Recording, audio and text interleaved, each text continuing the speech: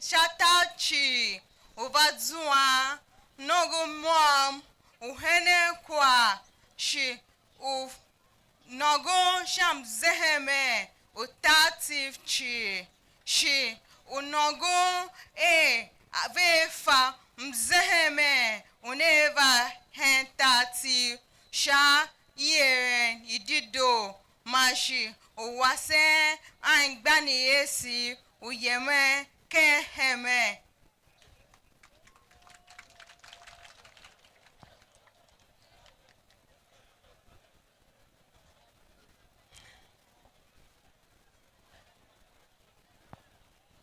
Kashame Aveli Shawha Avelu Enzaka Gaikundu Kalata Dumpinwo Mdupin Sha number Utankaruwa Penisha number Utankaruwa Akaye Gmam Wa Tende Wanshua Gmam Wa Tende Wanshua Injana Nena Sham nege wamyo Gmam Wa Tondo Wanshua Mpasi wa shi mnege wa ya Ka Guma U towon angba Jume Shave ubo Mzeheme Abondo seye Kashame Gemase kolo Nawo ko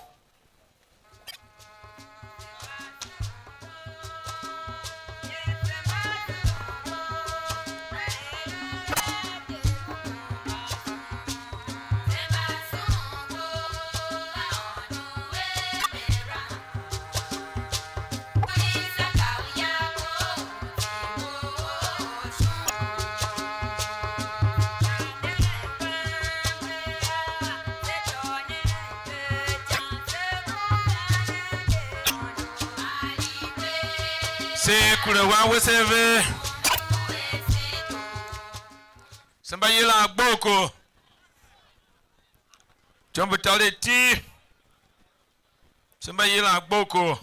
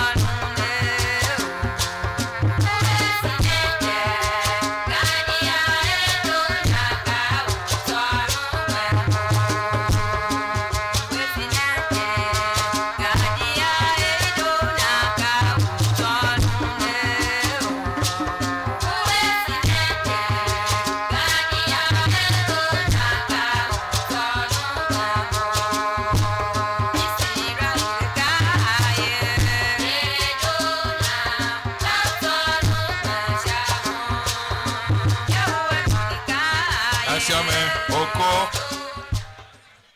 na koru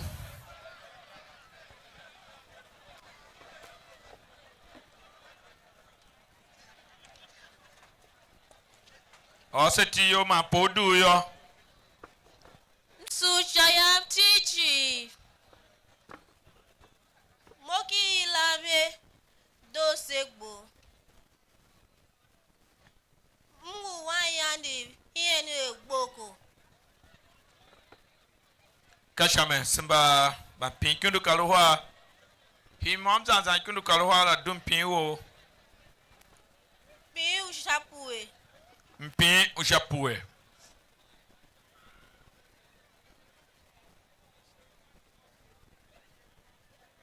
Ayatu dukono Pinu ushapue pineye Han sikpe uti kranguga Aye na mve Una hide Han sikpe uti kranguga Aye na mve Una hide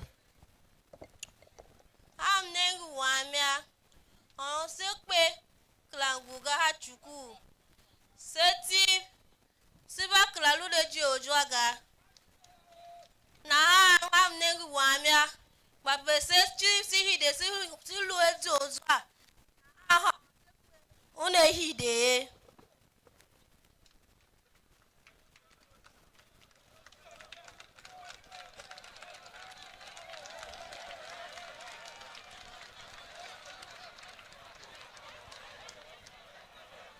Kashame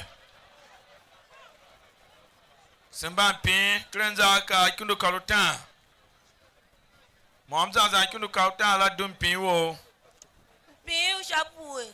Iva de ton Hey Kashame toga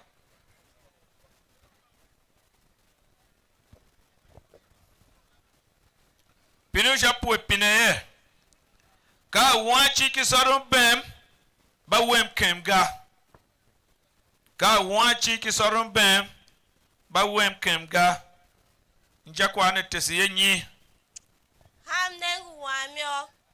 Ka wachi kibem. Iwem kemga. Ka wo solu yonguve o ya. Uvana dwadzo honkega. Kuva bem. Ha ni lam kundu. Ni kule ya. Gemase kolo nakera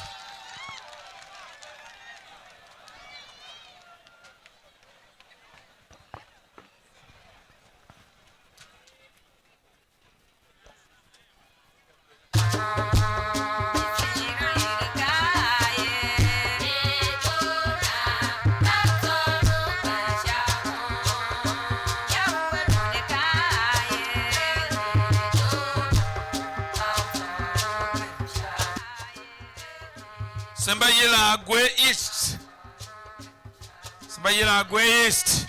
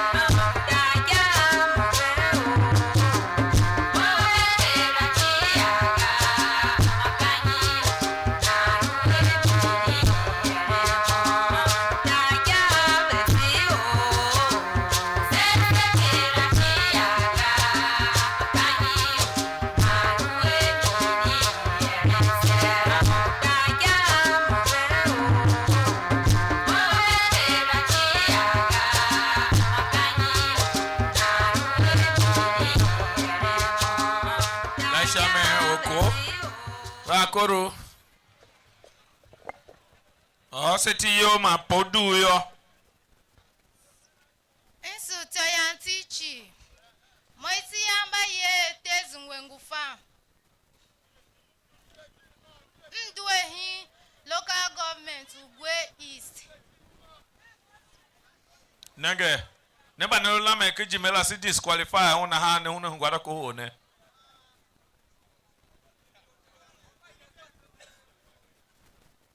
Shelu si fase Neba he local government la gaya ka candidate when we do he local government la si disqualify on ye Fane ko no risha me ya Security please take charge of this angle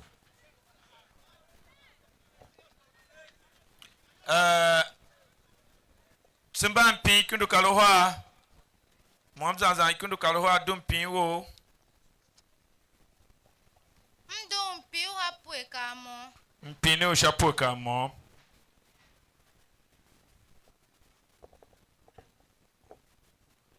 Kahanyi gbenda hwen we TV a party. I have a don't know. Can you bring that where TV a party? Man, I have a don't know. Ha he waya. Nege metyo ya mtimba hide. Balu zwa mo. Balu gungu mo. Na mneme. Bena lu hityo itiye. Shimi heme. Pati pa una be hityo iti. She pati. Mbalu gungu mola. Mbalu ajo zwa. Mbae pati na humbadon. Kasha ma'am.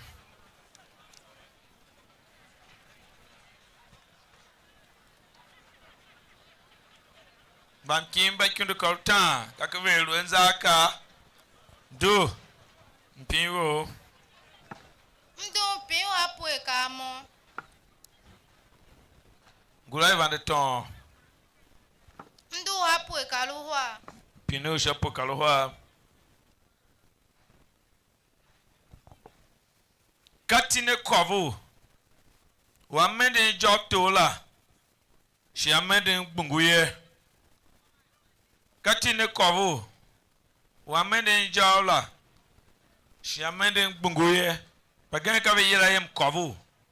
Na ha katine kovu. Wa mende jawla. Joktola. Shi amende bunguye. Sham he waya. Mheme katine kon. Iki mende bungula. Shi mende njokpa.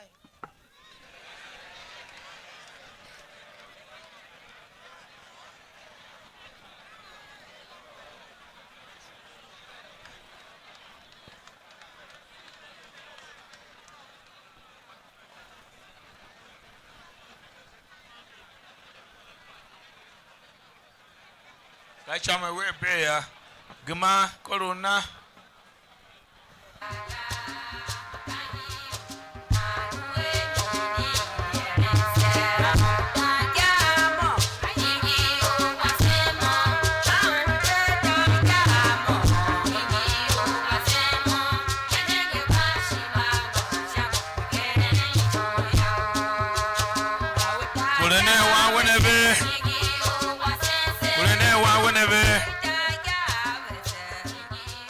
Kivelo masitione ya Simba kususha buruku Simba yila heni o buruku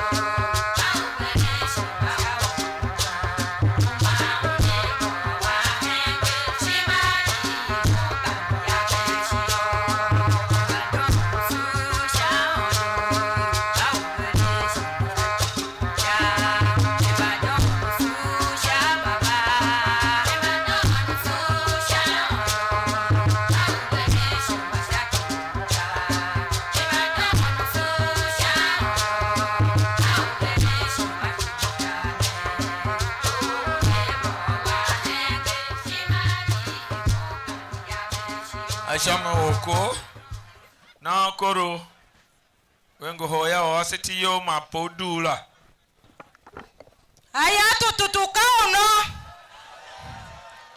Momba yila tiyame hemba don genda. Moma tere semamba gen. Mdwa kene ubulu kupenta ubenwe.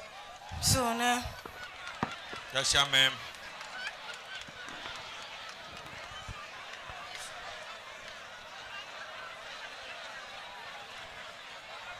Ayato to go no. Ashama Tivtelevision wana.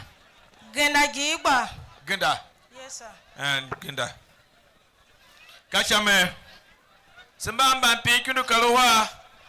Hi mobza za kundu kaluwa la dum piwo. Nam pin shapu kaluwa. Pino shapu kaluwa.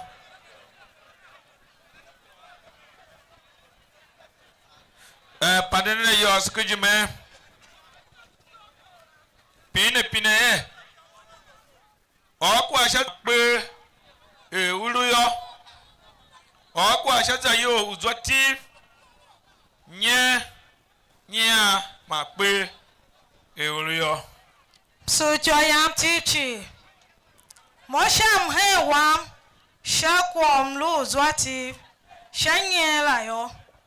Nyati wilu edwa mom jwali hiaga zanzania ma pe kwa duela pa seti kondeve na zuwa undeve ne ya mbawulu kitalu America ki UK Lagos show state magemba ne chi o kondeve.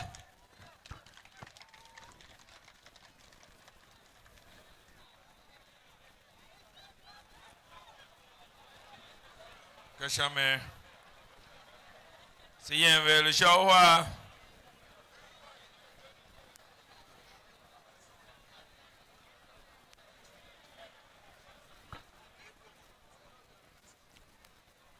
Kashame.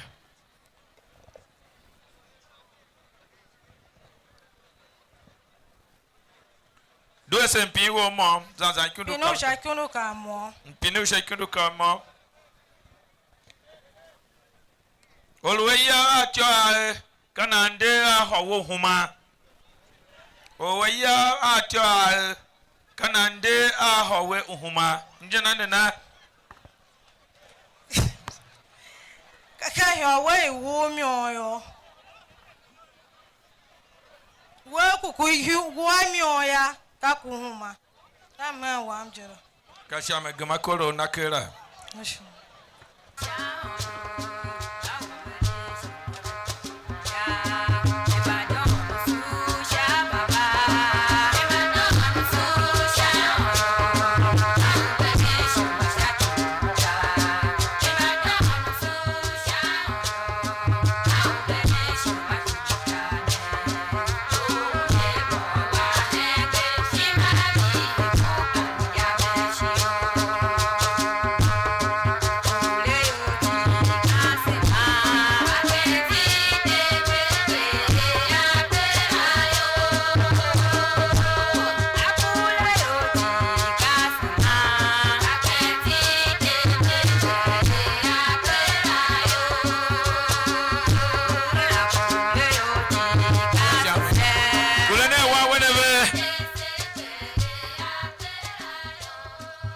To the corner.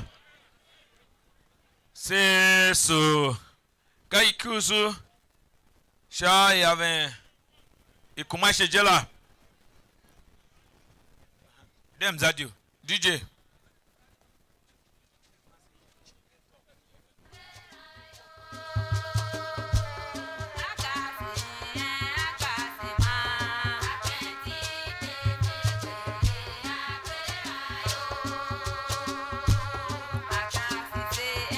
Kashame.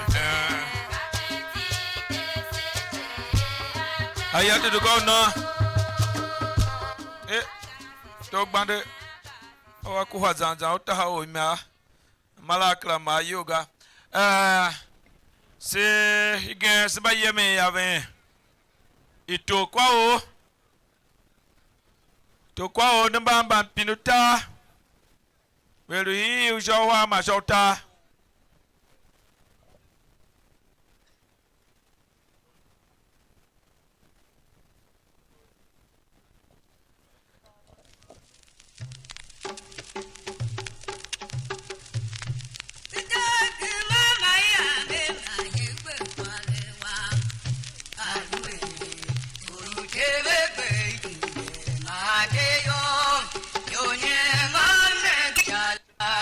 Yo,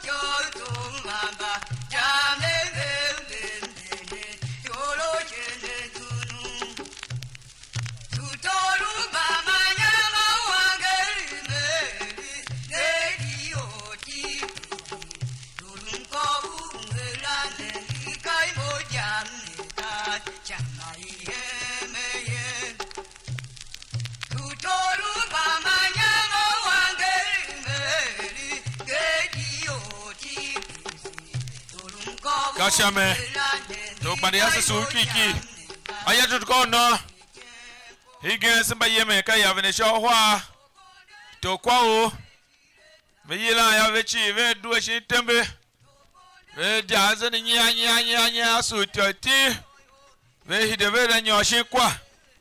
Na ham gba yila mom. Ve du sha won e shen. E kasem black kwa ve du na ha.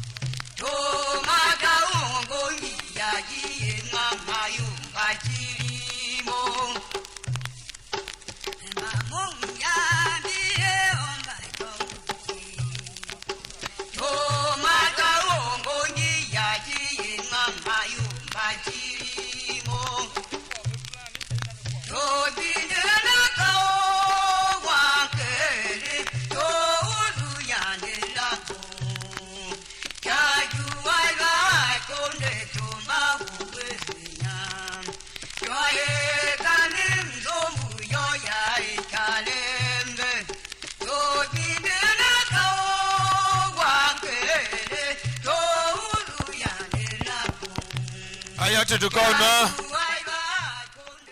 Aya to go no.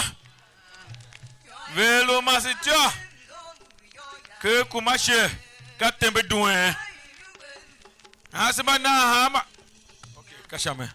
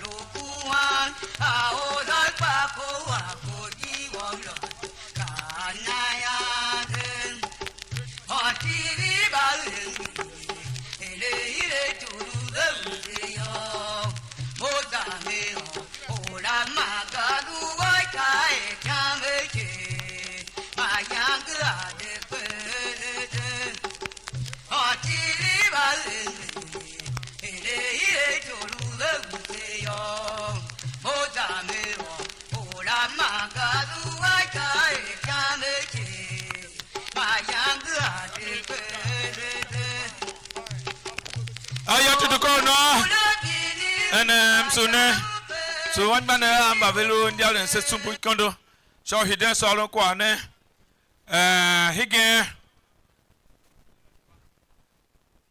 shem gbe kya kyo so but yam kwalo na han mo higen yo mka we ne jeme batu ka e the constant thing ka change na hangishela ye duwe tembe mom la Chief George ya le George yo na ka e mom ka ne yo e ka se mba lu gba pa chi we duwe tembe he kwa mom we vi ne kwa ku hala mom ka duwe kwa sho kwa mom pa kai fa na hembe ma yaga shinga ka pelu jela na ha ka pesulu ne pa jela na ha ya we ne masito yo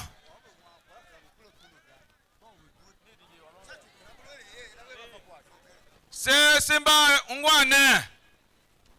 ungwane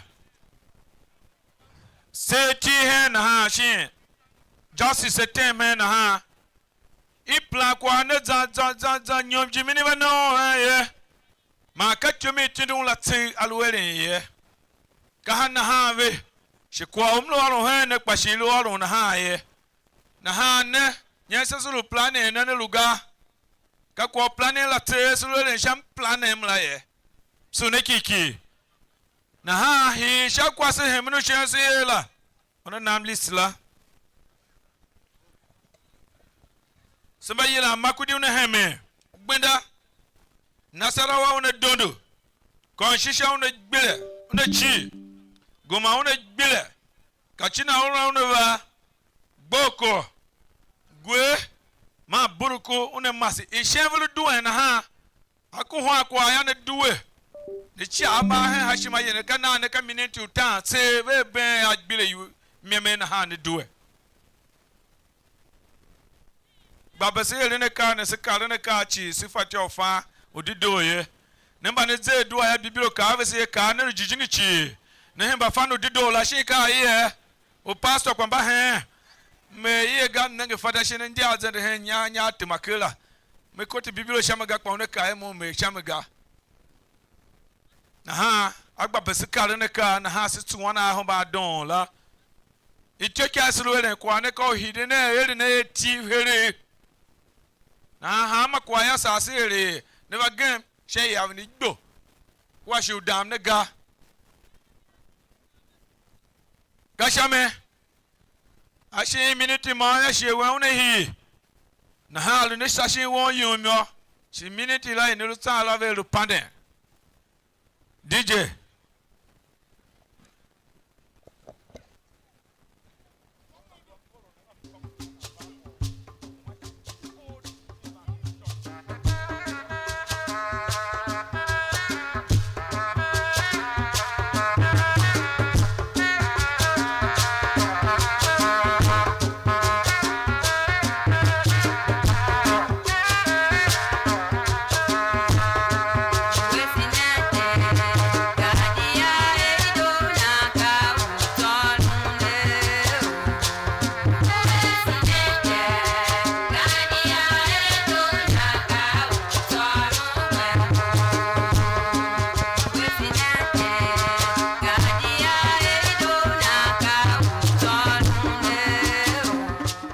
Kashame DJ Msu bishi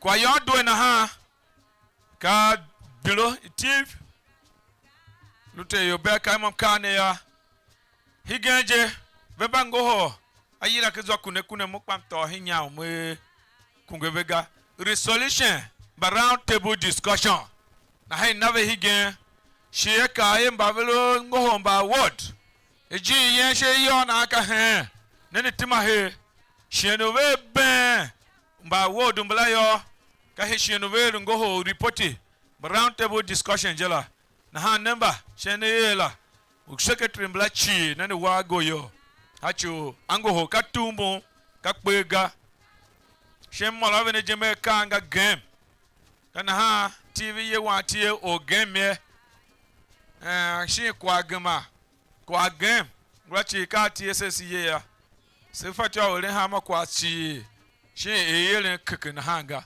she gene lu kposo Achi simba ye putse ga ka kuma ruam ye pakasi ya. So na kiki. Ana na ha. Am ka simba kuma shembla wa yo be bebe. Ka shame. Yo mbabolo ku ha ne gbande odun atembla. Ka shie wen zana heme. So na kiki.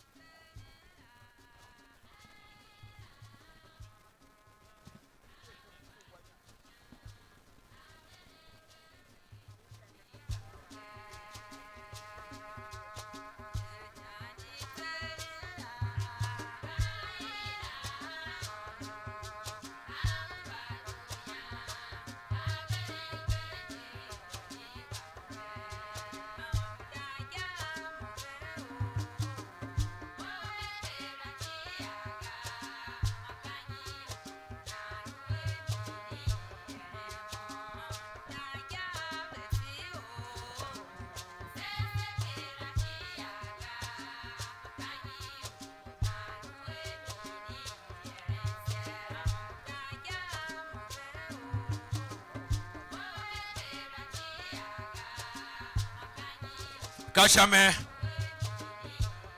ikame at kansu bahe shim nge we witem ke more me kondo tioyo at kansu kashie wene badu etem ke zo batuga na at kansu duene ke wane ne birim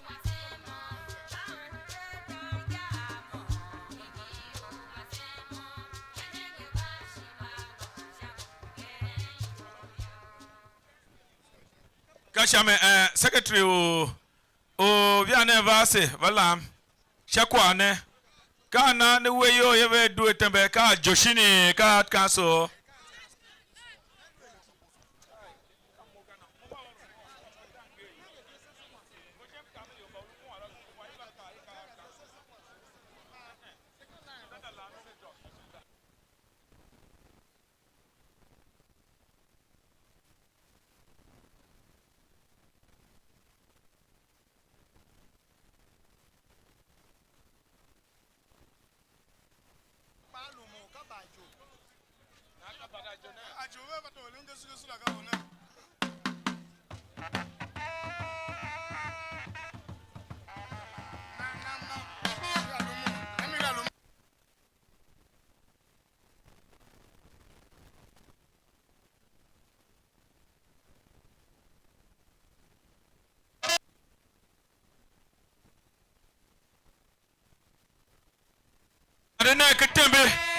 Padene kitembe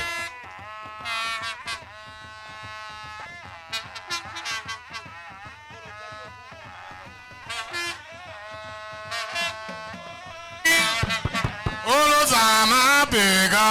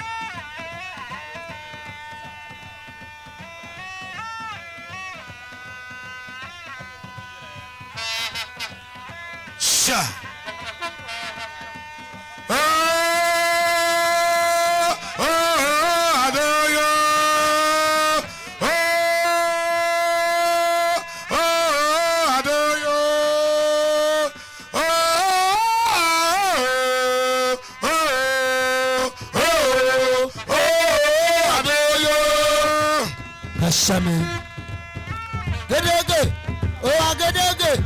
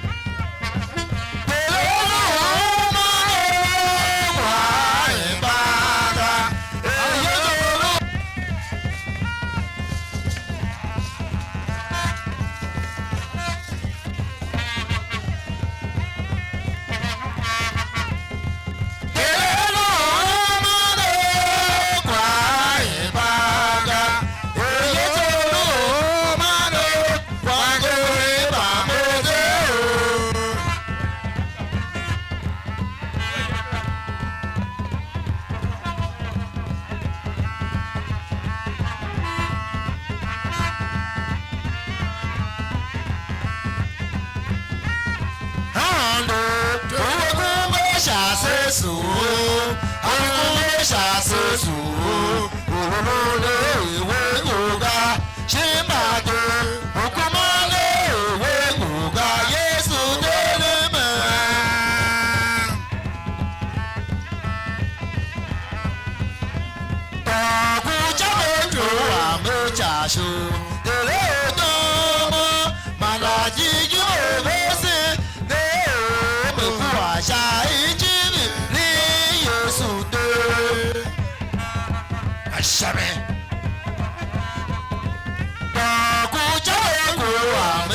asho ole to mana jigi mo pese de ku asha ijimi ni Yesu to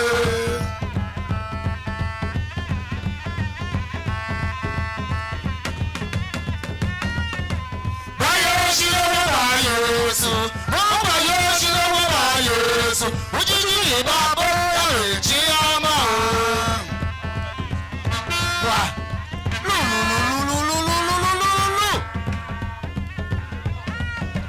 Mama Yesu, Mama Yesu, Ujiji Baba Chiama. Never seen the soul, never show like a show, never do them.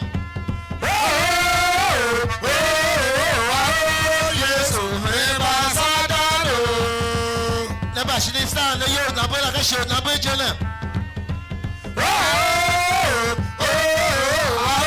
Yes,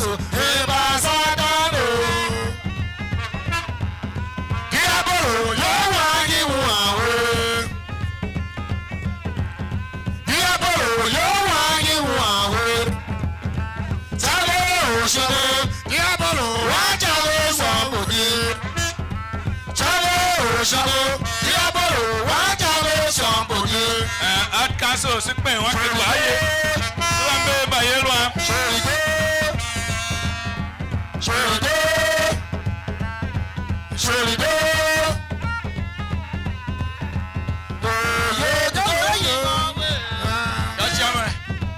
she bebe jo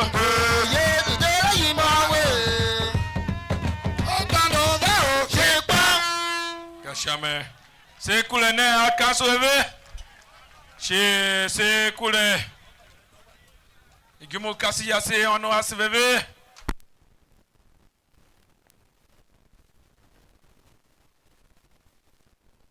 Sapa di mangle vesio.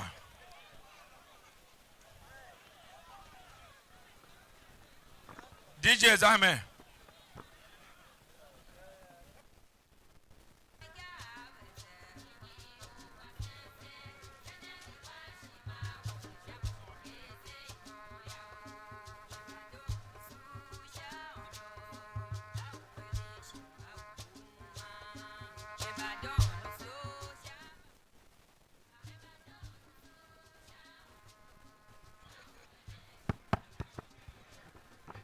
I had to go now. So Tayamchi. Higan and Negi Hingi, yo ya is a tank, Bilisha guitar to Naha. Fajamesa, yo. Kashamina, somebody even have it to Quao. Bajab Vesagamba Yeluni. Kao Shongo, any o Shongo, any o Makudi, any o Taka, Mashi, any o Konshisha. Naha, Ishan Savande and Show Casanaha. Nechi, Nedu a Quamom, never till a hand. Nesu. And it's on la vo, the bang on the hidden ear. Mamma Bayila, mom. DJ.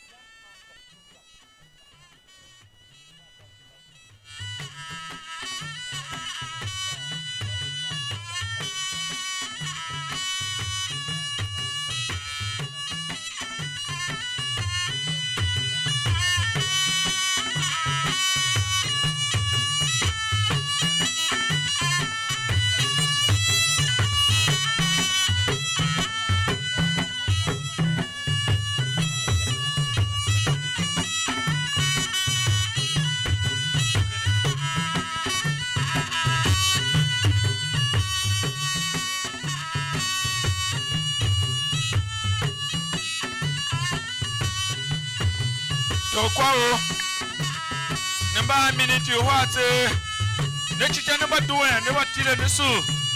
The nigga Ghana so mama nania eso kwe lumba bese no na ebe ya ne ka bila yo bagen ha kan ne venga na ne so ha ne pe ya ne ka ne duwe ki me George ke ni ke kana tera ne da nyoshi kwa ma mi hilu yila momo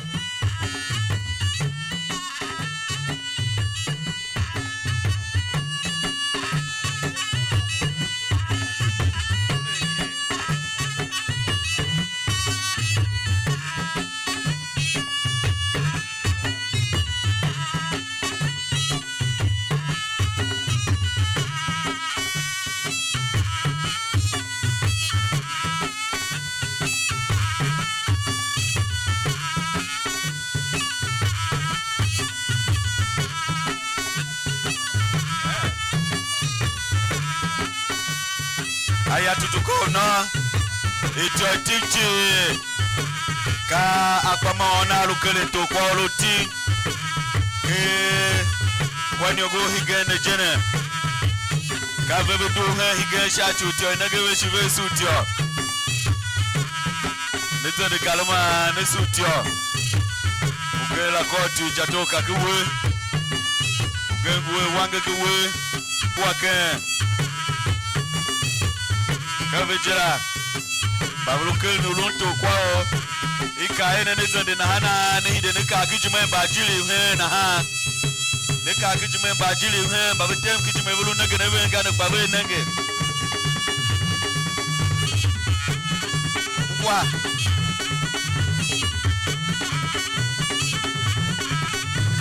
Kavijo zende shakbara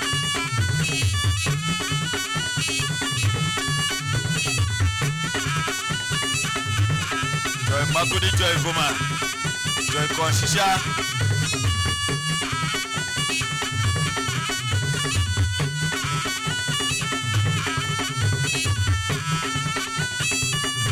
Nete de kana Joy Negeve na hane hide nenyoshin kwa teire Alo mase yila ne mom na hane duwe jawon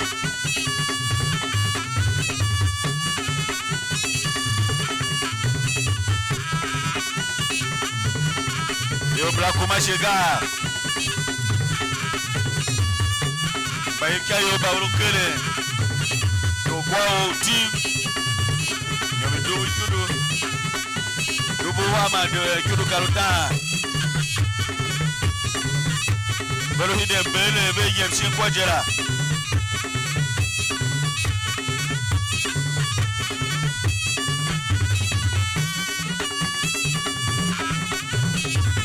Kave Jevolution yo chachivi ele wega dala to ya kwala do nagenga le lumya sikule ne akumere neve sikule neve hide be yemshi kwatola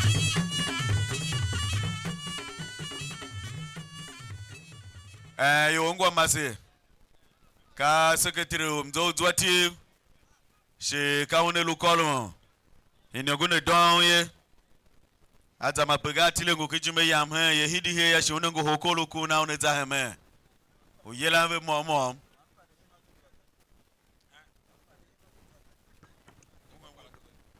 aya to no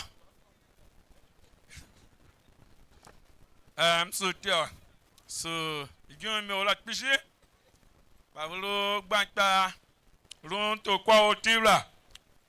Ebi de vinyeshi kwa higen yo. Somasi yila momo. Na ha higen. Iyave isulu ta ve kale ka have neta. Chensi te kasi have ne ha. Velu hi kambampi. Velu showa. Ka passenger. Velu show ta kanzaka. Na ha ongwa ne do. Ba pimba shen kase vipila hama o shena shen vitela. Mene kya shamela hama na ongo. Shena hayo alu yila ngula yo. Iva de ton ukla fata una kya shamega sakamba ba masi shila tse una kya e. be me wange se kwa mo ne ya ba pin ba hi ba kunu kaluwa kase do he kumani eni na ha vina kya shamba mpine ni eni vishi he kuma pueka na ka ba pueka ba ma se shin la tse no so ve na kya shame aya to go no na ha se ba yina to kwa ru hi eni e ushongo DJ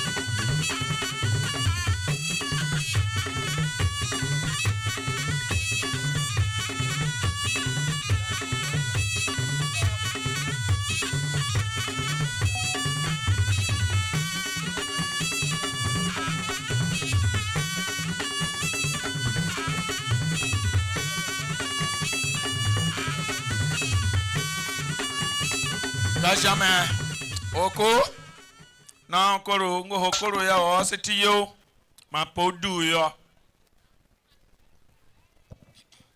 aya tutuka uno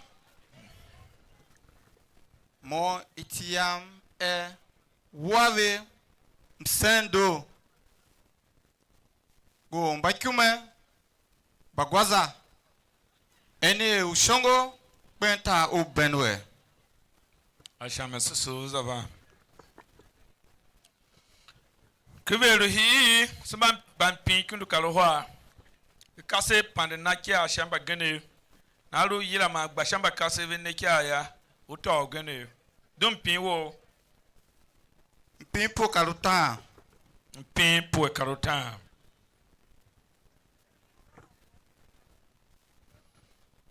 apine to krangulu a chivi henta Tivtelevision we ai nenave ichivi ito ya hide here to krangulu na chivi henta Tivtelevision we ai nena ve ichivi ito ya hide here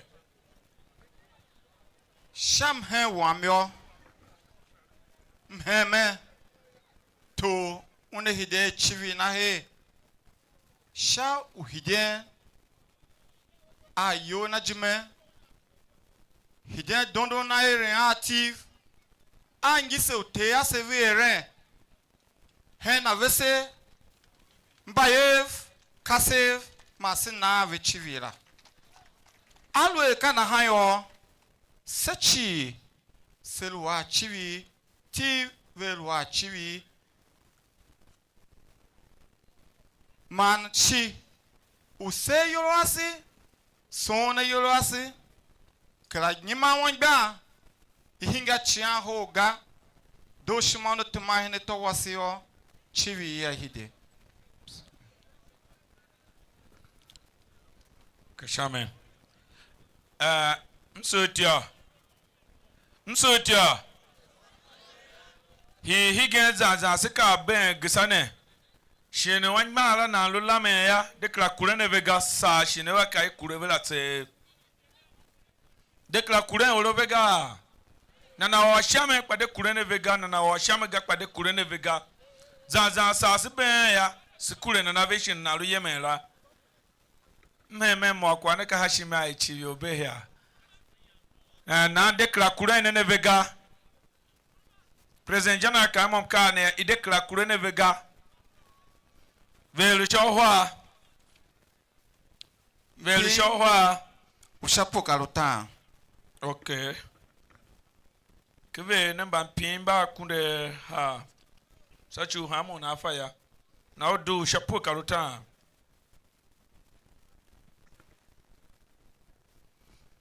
Gupine ye. India. Kanyi ilu India. India. Cashew.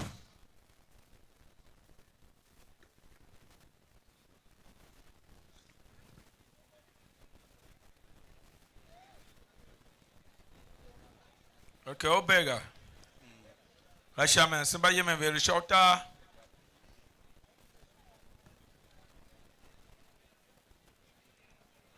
Kashaman. Very short, Kanzaka. Gakundu karata, do pingo. Mpe ushapoka luta. Gulai van de ton. Mpe ushapo neni. Pine ushapo neni.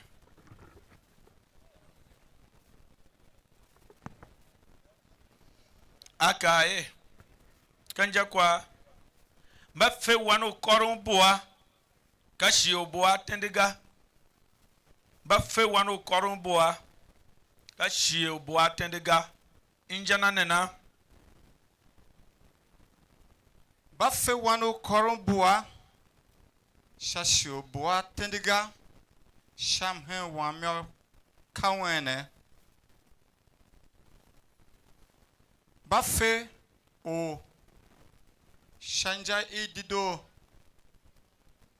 shashio iwaha biga kahairi na o kenjimela kifanja yoye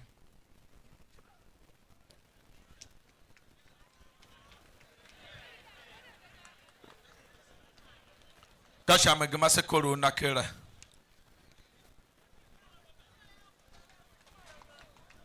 To gama koro nakera hide kwa.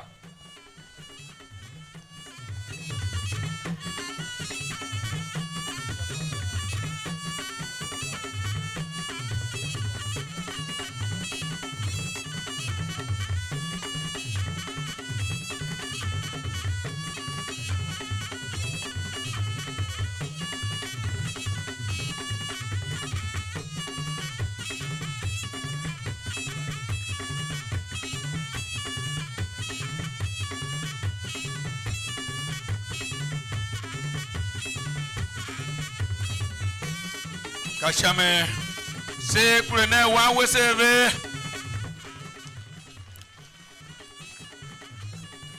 samba yila eni o makudi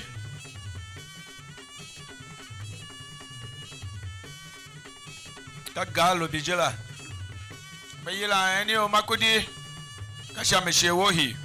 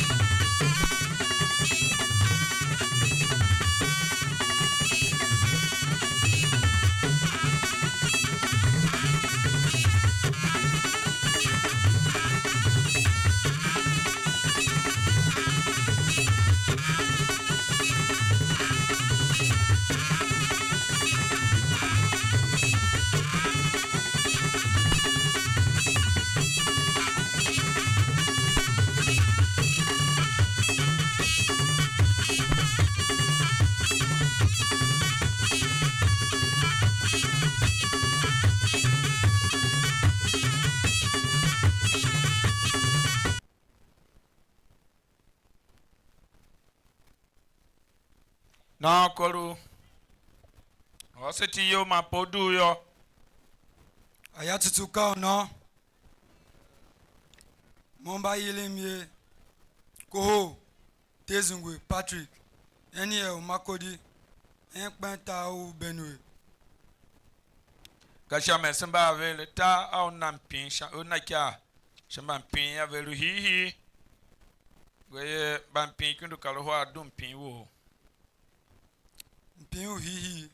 Ito. Ushotan. Kasha me. Pinu shautan. Apine ye. Angereke ngavihi ya. Angereke ngavihi ya. Na piase sakwane. Angereke ngavihi ya. Na piase sakwane. Angereke ngavihi ya. Injana ya. Uwolun kwa shao. Kijume. Kakubo.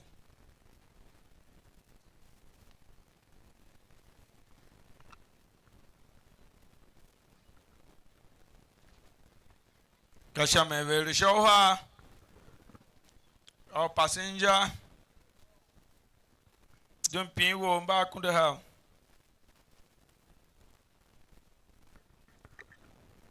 Dumping. Mpin. Ujakunu kamo.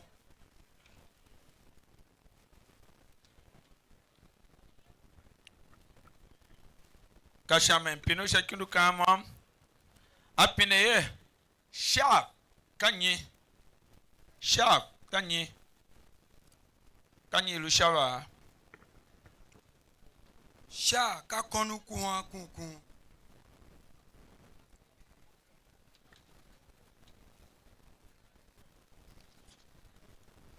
Vele shauta kanzaka. Baikundu kautan. Ngaikundu kautan. Do mpinwo. Mpin. Ushapu etrata. Ito. Mpin. Pueniani. Gulakpa ito. Mpin ushongi.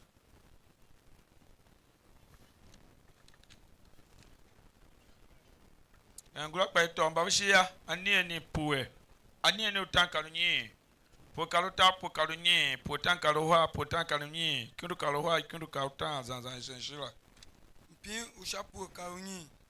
Pino japo kalu nyi.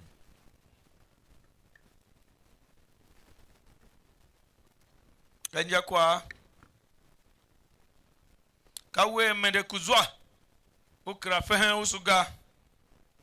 Kawe mende kuzwa. Ukra fehen usuga. Njana nena.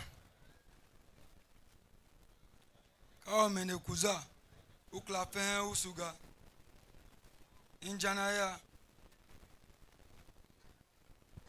Kawa mende kuzwa. Woso befe usu ya.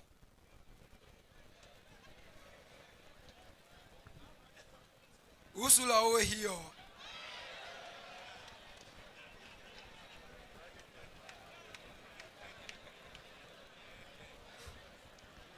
Kashame bebe joge makolo nakera. Ideshin kwa.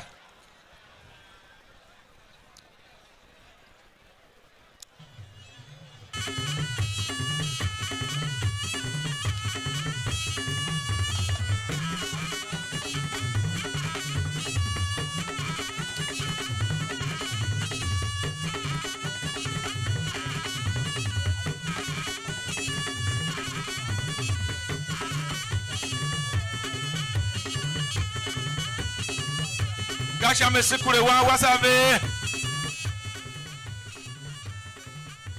Metakenge meyila taka. Metakenge kwese mbila taka. Taka duwe shatembe.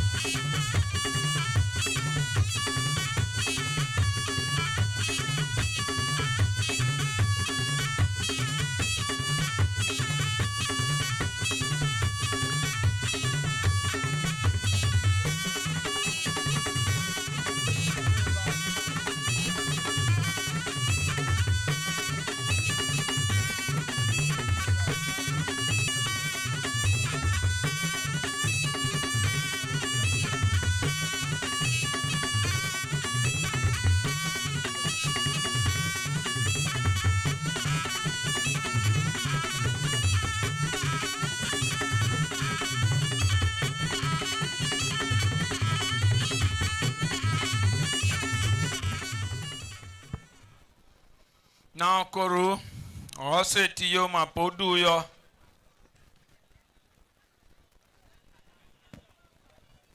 Nsu choi ti kiki. Motiyam Adeyongo John Bushman Hola.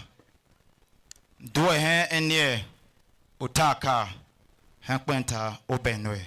Nsu choi tichi. ka shame su zava dum pin wo hi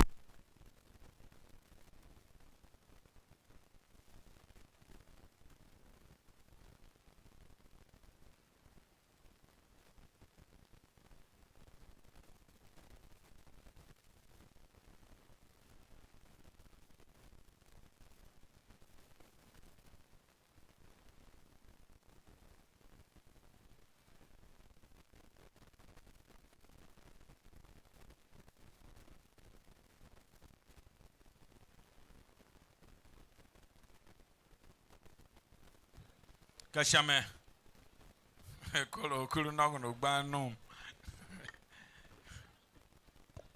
ka shame dum pin wo kuvelu hi pin ba kundu kalohwa ba vishi yo atrata tan kalohwa ni po kalonyi po trata po tan kalohwa po ni po tan kalonyi ma kundu ka mom Pinem pin shapota ka onye. ka shame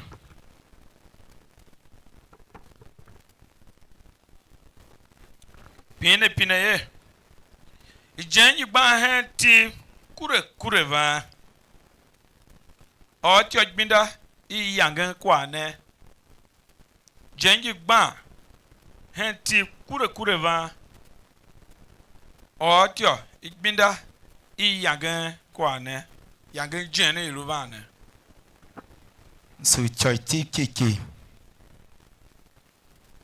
Nagame Benda Sean o choi ti yang jen iluba. Kule van itaja sineya. Akbunda ogen pusuga. Kau hiden yemen ki jumete le. Yu te asi ingi se vu yele vu zuwa himbe myongo wangbane. Iya myongo ka ha kongoli ve cha. Yulu zuwa hana ha tomo yan iya myongo. Kwa yana kala yina ma gala. Apem negejela.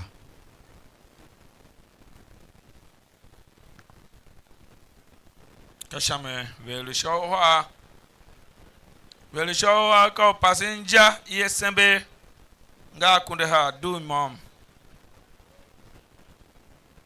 Vela mai pina mo shaikundu ka trata.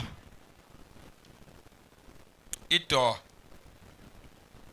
Pina mo shaikundu be ka mom. kashame pinu shakundu gbe ka mom apine ye jawunde kanyi lu jawunde Jawonde ka lo nyongo chiswen bano gen. kashame velo masitio anza ka ngakundu kalatan du mom babishi ya mom ha niene tankalonyi pokaluta potan kalwa potan kalonyi kundu kalonyi ma kundu kaltan Pina mo sha aniene. ayatu du ko no babulu lame kujimela ka kisema wa yala hu badua adoga pine ye idienge ne gobo kanti ejo ka ekuremi ki yaga idienge ne gobo kiti ejo ka ekuremi ki yaga njana nena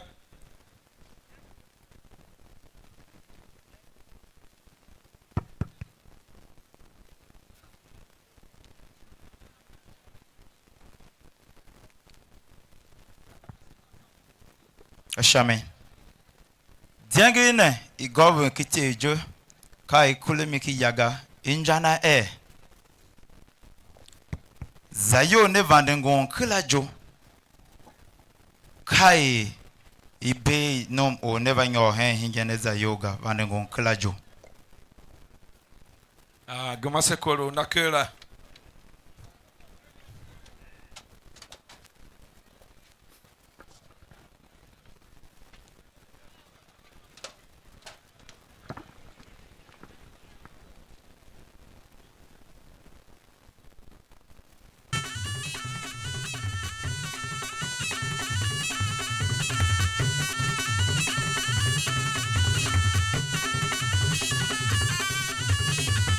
Kashame kurene wa weneve.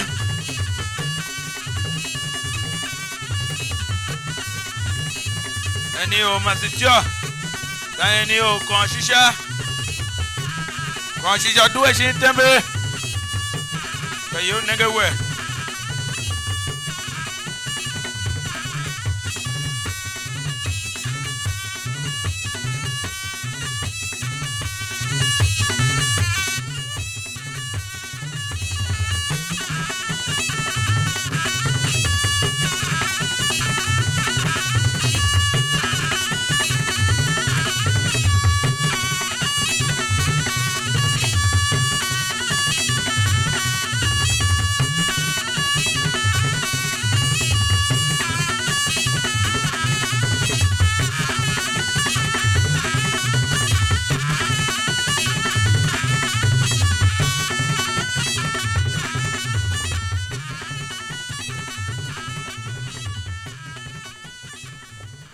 Kashame non koro.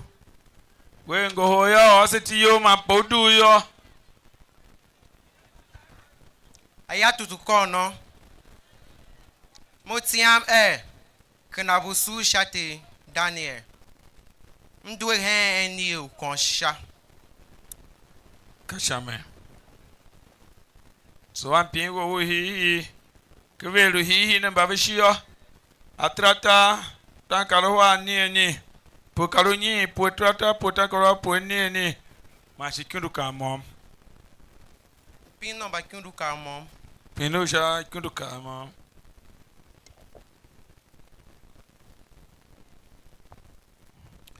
Apine Kasi kramba fanti optima hen no vega. Vosen viaga. Can you hen we? Gina mbiakwa ne. Kasi kramba fanti optima hen no ve. Vosen viaga. Can you hen we? Gina mbiakwa ne. Kasi kramba fanti optima hen yao. Uno ugo vega. Mpio answer. Msunechi. Kasi kaba fight yo. To my hand, yao. No. Yao no vega. Shachu na ha. Kasi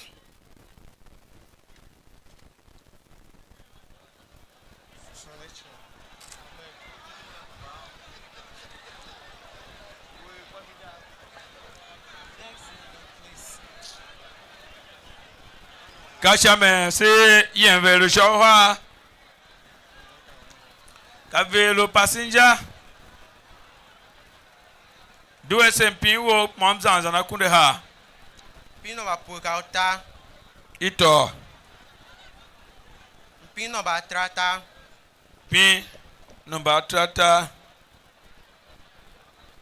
Ayato de kono. Kenene to. Mpine usha trata pineye. Kanyi ilu avem. Kanyi ilu avem. Kanyi lu avem. Avem kanyi. Avem kanyi. Avem ka hola vu. Kashame. Velo masitia. Velo masitia ka velo enzaka. Ayatu to go no. ba ya tutumba ire ne yosi kpishina haga ashiyo mama takarunyi Pota karunyi kundu karunyi ma kundu kautan du mo ke Kundu kautan. kundu karutan gon kanja kwa aka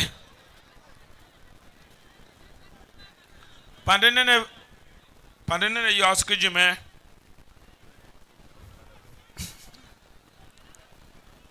ene bine pine shine ka na ha waye ka kenge gitief ka gbada huma waye ka kenge gitief ka gbada huma injana ne na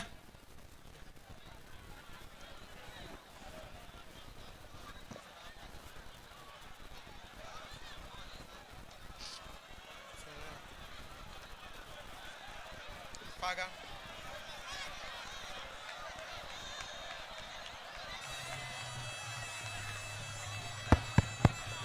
Kashame nakolo kela hungwa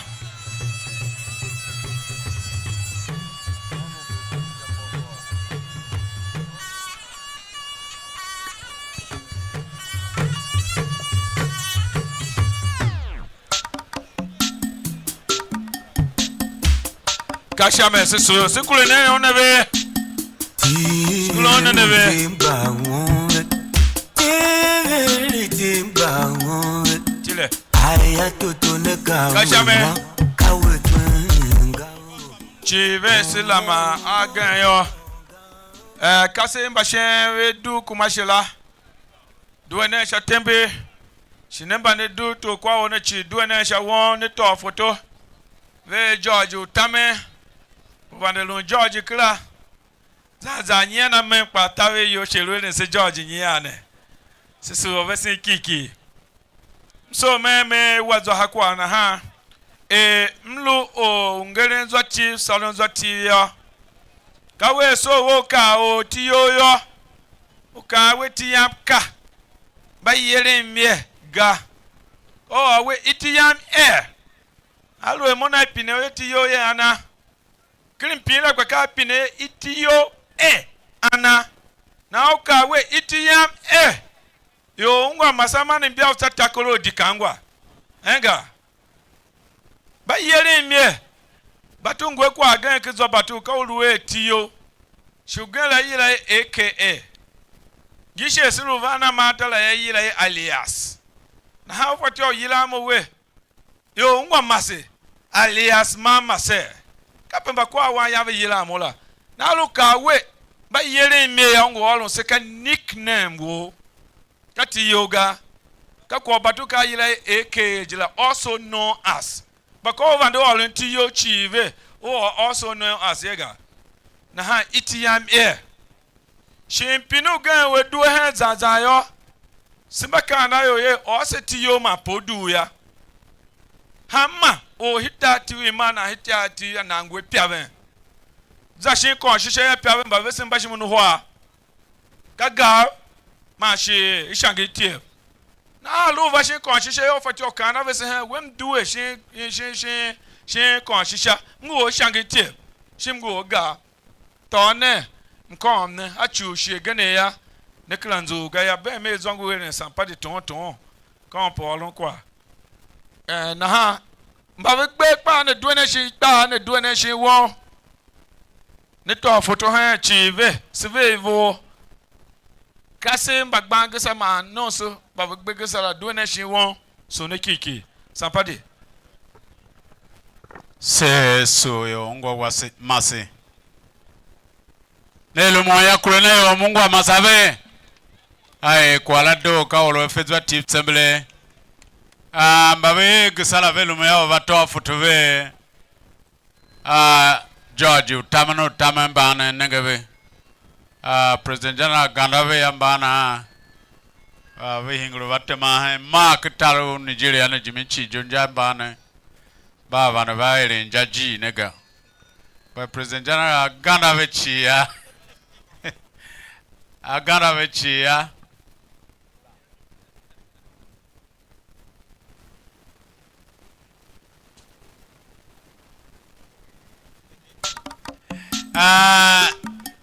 Justice ka wana ngolo TV shunso yele ne TV ka on very happy dana ya ka uwirin kwa TV batte ma he kwa TV na ne ka na onum san yo ngoye ka on batte mana ha ka liba mapega baka ha chu man na onum san yo na kwala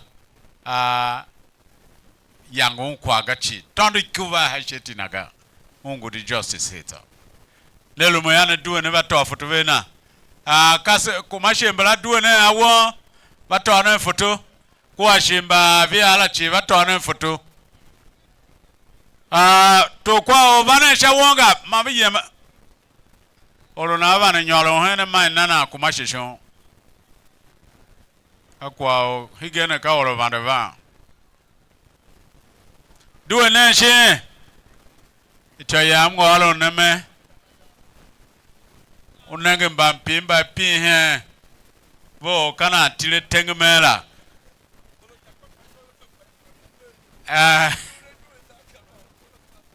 unenge wole baye nja kwa he mana fega kwa gama microphone nene ka alo yam tada o sampadi ngeye anzaka mankyane TV ikaye wanye gangi kenge kitie ka gbanda huma wala na hamba oro achulwe wanye ngwelu am kitie ayala huma kitie ya une gba hure nyon zanzan de tem hachinga paga kponda hure ka wa moje kala o hachu ngwenye gwe huma unenge mungoro hena la ke nam kwa ngwa kitpa ka laga kwa laka na ona kwae na lwe ufanja kwa assembly ya kwa lona wasiu ike ko mene kuza werenye ufe usuga ola ngule yono kwa la chire faga zuwa ta da nge shame anzaka makyane tivla iva mi hene vesiga ujingre ve ngumachi mimi yem kia bere ungohoga yangene ba ya lema hembao yam ta dala obesi shekpaga dubuta udu yamanzaka makanity se be kwane ya sihide sha award se mzotiv president Maves kona jiminchi kuwa center planning committee o Tivtelevision wekeve uwe simba yove mawe kwa kohoko sembele makuma USla itivi wanja kwa igeve kae inhondo tungwa kitie kayembiga ka chuchane hungu we meya iluna o kahato da chona ndo yo kadona na kana gbagbere mota ha chuchane enyi ihungu we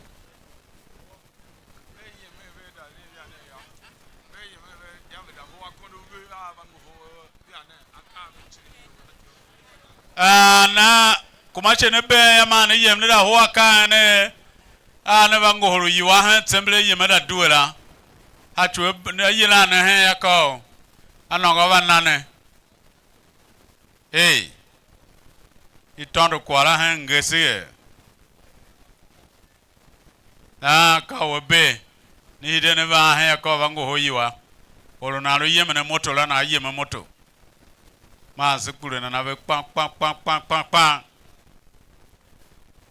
higene sema yemen shaba award na secretary general umzo tiv ka we higene usalo we mbrabe da temabe suatio we makusu kera higene angbana omba TV lewe award gbe pe na we award we temabe ne hidene na usu we vera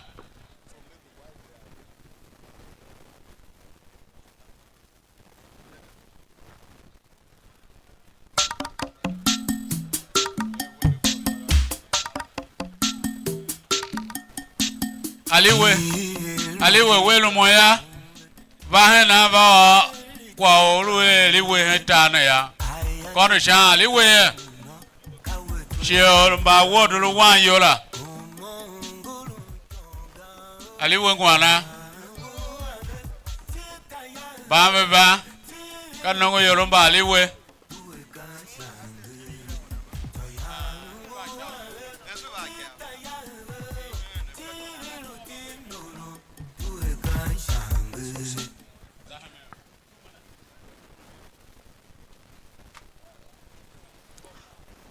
aya tutuka no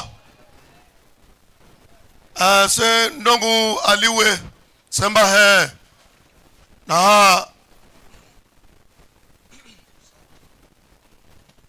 wangomne unezame na unonja aliwe iye masiwa kumbo echi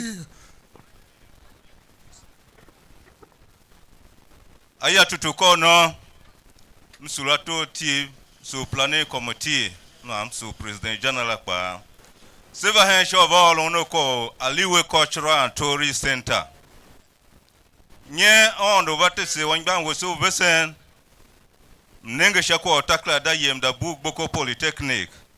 Kan shono yila Benjamin Hanongon a chata doctor PhD.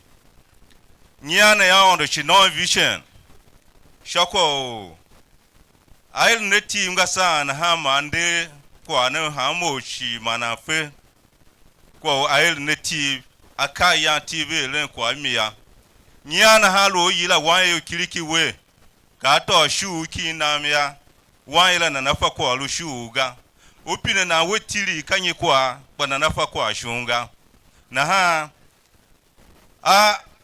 akoho kyambi ti yavel ne kamine jimichi he center yila liwela koho kyambi ya yi center ne t-shirt ngo uti ile liwe na ishima belini kwa ne akacha chumba yemba sulumale akana dekla sanga kwe ya venenge kana ya vefe ngunka kwa ngu na kwa no ne kla hunguga aluza hiji ne yo maikondo itibi zele jimichi hishange shadow beke tuguduma manja ikondo isize he na chinga hisentala ishi uza hiji ne yo nenge kai liu bange genga igida mana kyaka kati oro mbi ya TV kuhwa jene akana chinga he ishi uza hiji ni aka ya TV ele tom suremi nja enduhwa abia ijembe ishon manaka gena chi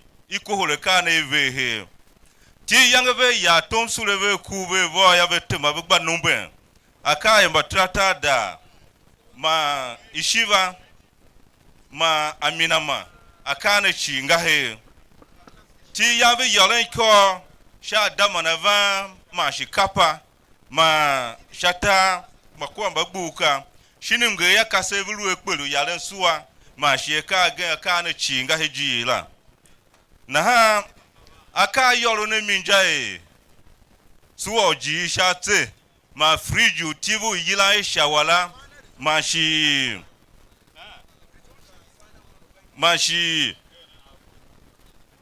mbasange mbalaga mbakucha kwa yongo kapu manakala na hachi ngahiji ne na shiuza hiji ne ya shibu library uti iko ho chakla dai tif tutachi takla doilo walo kwa he na kwa uza he onengami unengo hihi unengo shohwa unengo shota mashi chakla daya ka nyohonzwa ayira nkrizobute literature lachi iko holive hiji ne babe kle shi iko ho nyoni chiviri inja ba konkofi mamba peacock na konkofi la hege na urehi ahi nya shi ataka kwa ne moyo ya kama ngule mamba kamba unwe sha mo ka hingi kocha uza hiji ne yonenge kwa ne jimichi na hiji ne ukwacho zona ji ne sha number 2 Bendega Street off John Mark in Inge Road.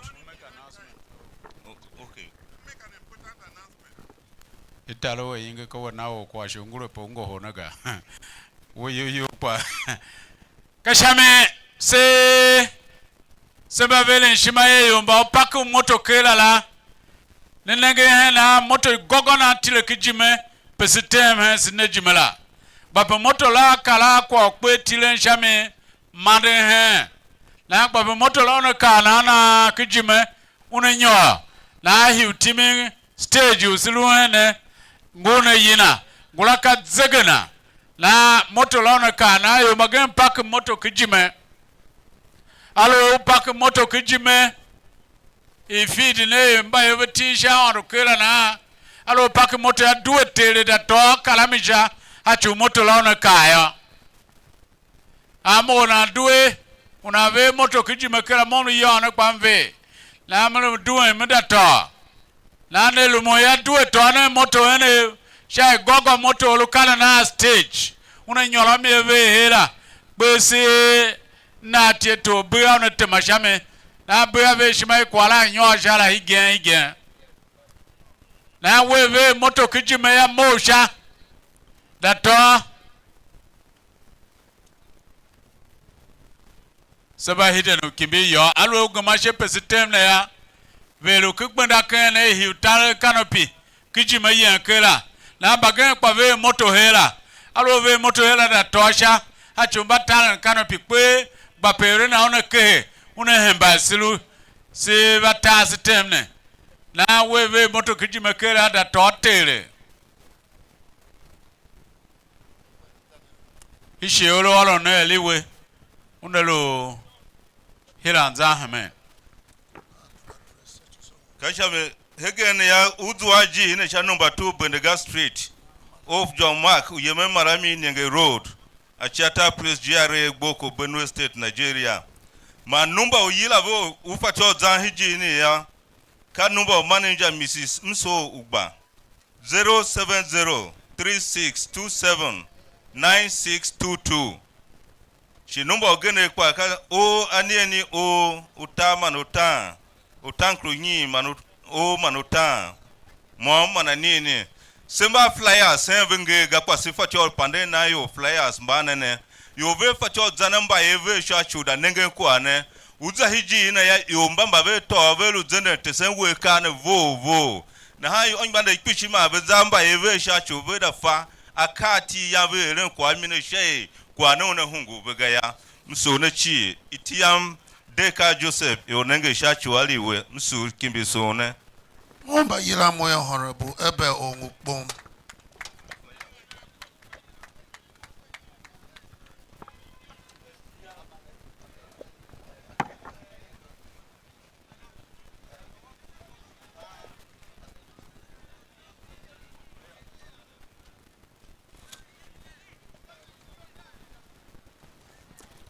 Se so ne keke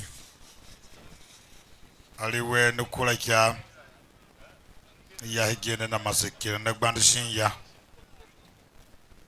mekire na gbandisha tebulu yankwa yanga se so ne memba kula bebe gana ha osin sampadi ni nase yave ni ye World Assembly ye wangese esilo yeme velu shamela DJ wehi la kumbule nganya dala na ha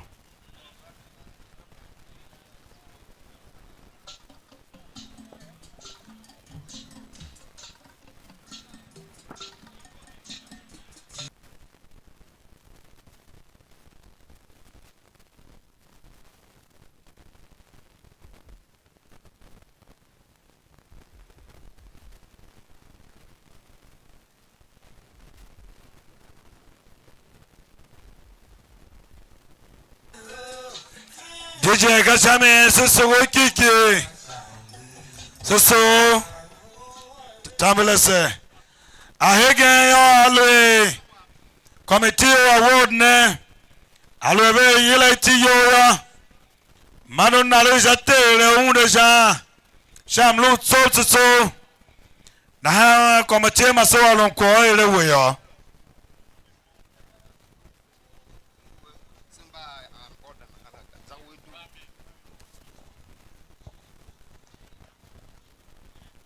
itaya yana kayane se silonangono na angbana ushima tabe shakawe ito TV kwa buteka yira ward la ka na ushima tabe na oruhihi usulu yilana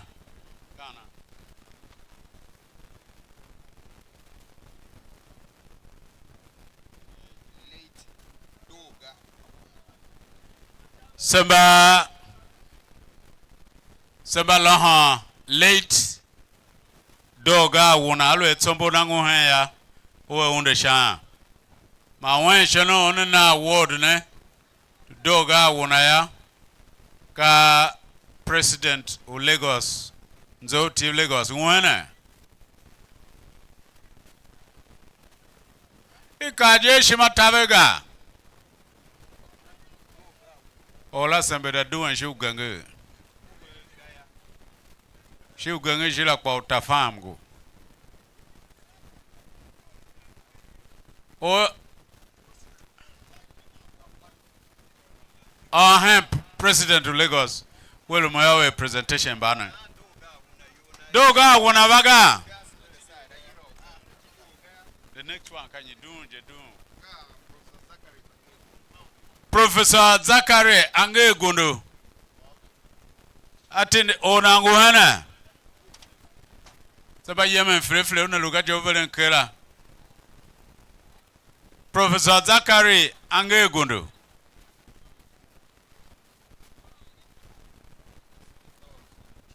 Senator Swemo Chia attend ohana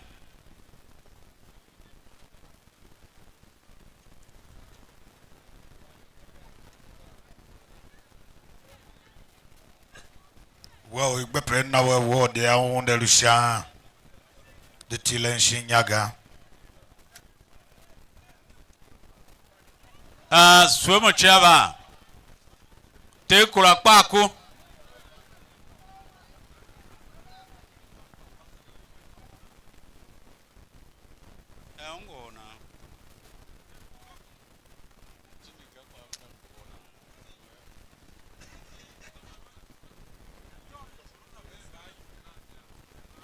Akpa kuba hana ikaye akpa kuba yoma boa ahem beme Bob Zachary Gondo Banwan I want to now Nakira ahem go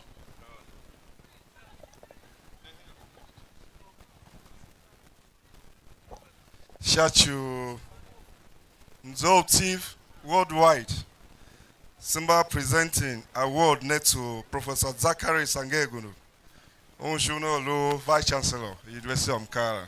So represented by Ambassador to the University, Engineer Dr. Benjamin Deumakoa. Thank you very much.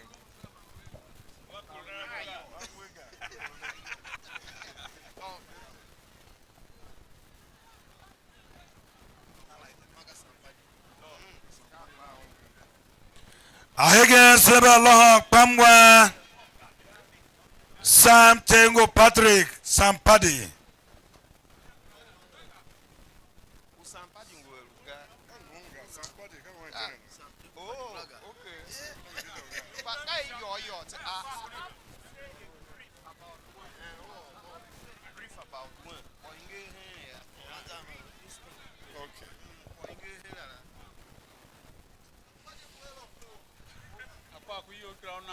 Award Nedwe Kahi Hemeni Umzoti Worldwide.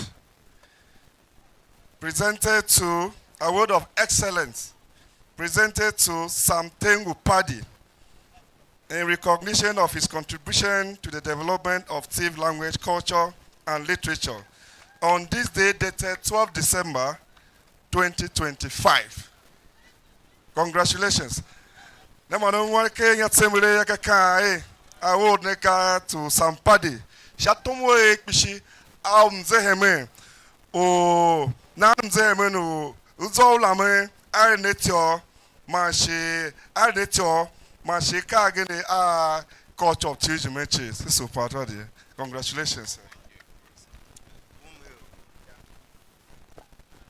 Award Higen Usulunaya Olamba Yenue Tekura akpaku abega se timba gan pishi se hense akpaku kai yo na ha ni gama she ni kan ga he kene yo bi nsha afatioya akpaku ka ti o ora yana kaha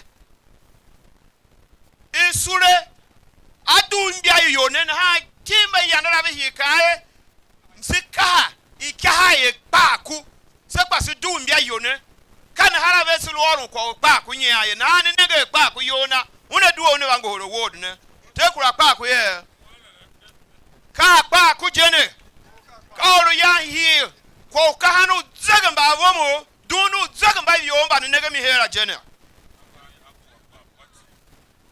aba bo ti pa o te sin tive o ne ka o ti poko timba ngisen blamba bega vishi here ka kpaku jene Kulona nevega.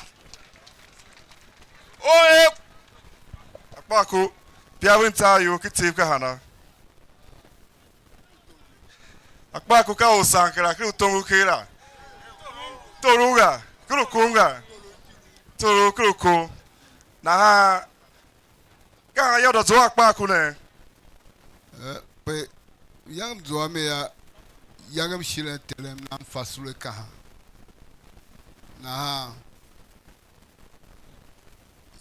suresh kalia na on nam yiwala na ka surum beke sulega alo wayo na okon boyu we na him ha chulum wayo kishima ya on mo to kulasha alo de ko ashamga chushi asu swamba new year festival ke biamla local government ke sankra ka mo yam mbaye na yo lo na ka sham ba ke yo kira ki ek kiyo shi na mam lo ke yo inage ka mimi gachi ar mo seg me ko ke shima yege mo ma do na to ko la sha ka yi wa yon do ka ko la shege no u ka we o gna to cha ku kristo ngwa yo re how yo ma wo fa cha amlaga on na o ha ma yi wa ina mo ka yi wa ra na mi go ko mo ha ko na ga church Sikwele ne kpaku ewe waka. Akpaku kwa olu yangu ka wone alwe unwe ndio yungu ki yo ma nwere ntomga ya ndio yungu le facho ka ha we kwa ga shinga na hanga. Na sikwele ne kpaku ewe. Chairman Award Committee lo kase Paulo la secretary mzoti yewo negena file kwa gbasawe. Kase kwamba namba award na ha me vase ba award bla higen Kwase hemeno committee award ukilo kasela secretary mzoti yewo negena file Father Reverend Father Solomon Kema une luhen shi une tindi we na ndo sha won sha. Yo yira bekira.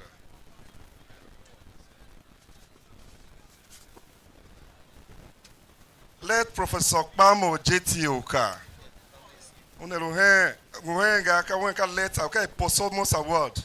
Na rutsombo na nguhe ya ona do na ka shatembesha. Alo yomba Kpamo. Velo yave bem ka veje velo van shane.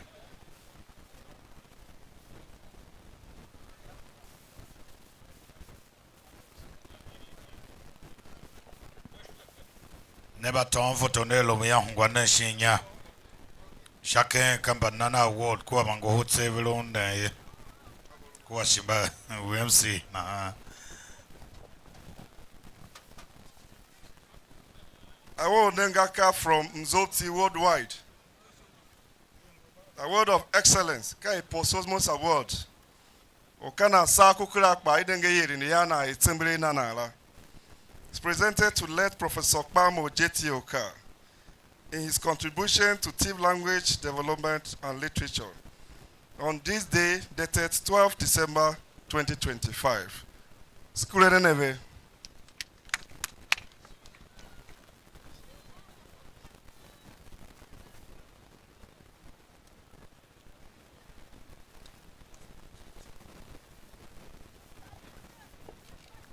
Ongo we luna ya mantimba ongo ngwa zovote gaga.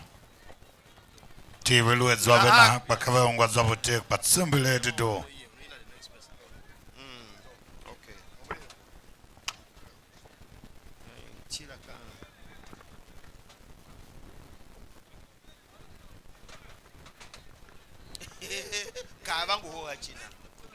Kamati unegesha wodo kasi Secretary mzo Tivtelevision mukene ineva pasi kwa vile Dr. Gideon Avar Nguhenje shine tindi oro. Dr. Gideon Avar Kaulu efetu tsembele twelu sha kuwe. Alo de luhen shi on tindi oyo. Eren kwa we she tsembele tindi ogea si yemheme. Semba zwamba won bakasemblaga semba ken.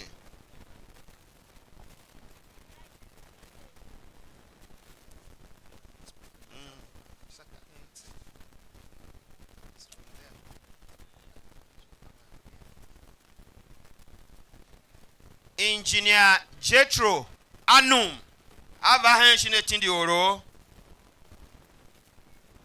Engineer Jetro Anum Bemi ka onje lo van hen yo. Okay. Kawo Jetro Anum mega.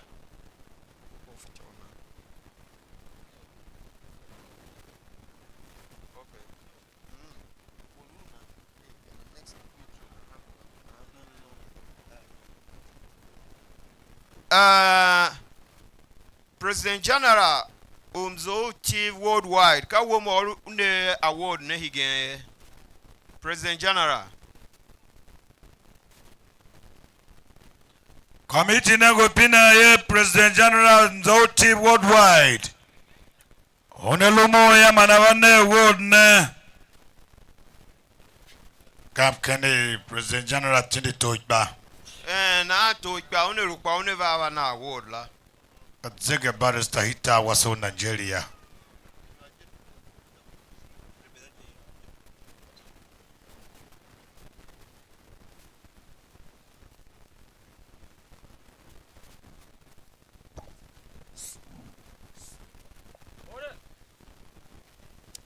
Award ne Mzo Chief Worldwide Mba presenting Award of Excellence here in Engineer Jetro Anum in recognition of his contribution to Tiv youth mobilization and empowerment. This day, 12 December 2025. Congratulations.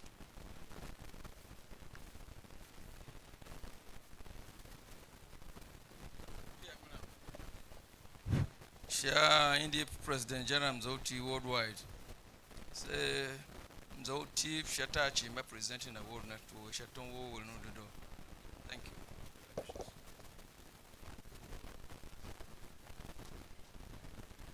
you. Again, Sombu u late Patondu Kumbur. Sombu u Tondu Kumbur.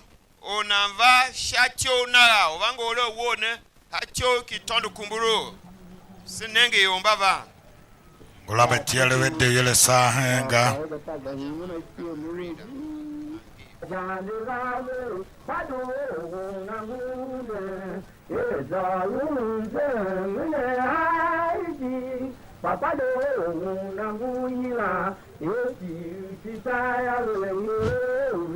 Shachu President General Mzotif Shatachi Mzotif Worldwide. Now late pa Tondo Kumbu award ne sha umure ne na adido ayang berne moma ndan mze mhita tipchi so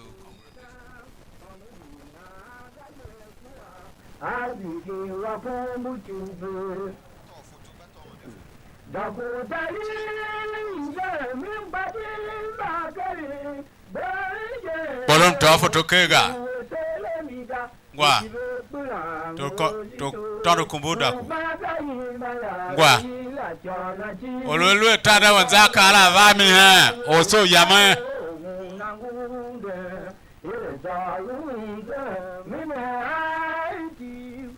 Shami Dokumu Dako. Even the yila late doga Edward doga o nanangu higene nanarugaya sehela vekela. Chima seyila ogeno wangu hola wode kwa yangu hena ha. Nemba itsune za chokpene. Nelo zene yonangu hagbenda. Kayile kaneva trubla.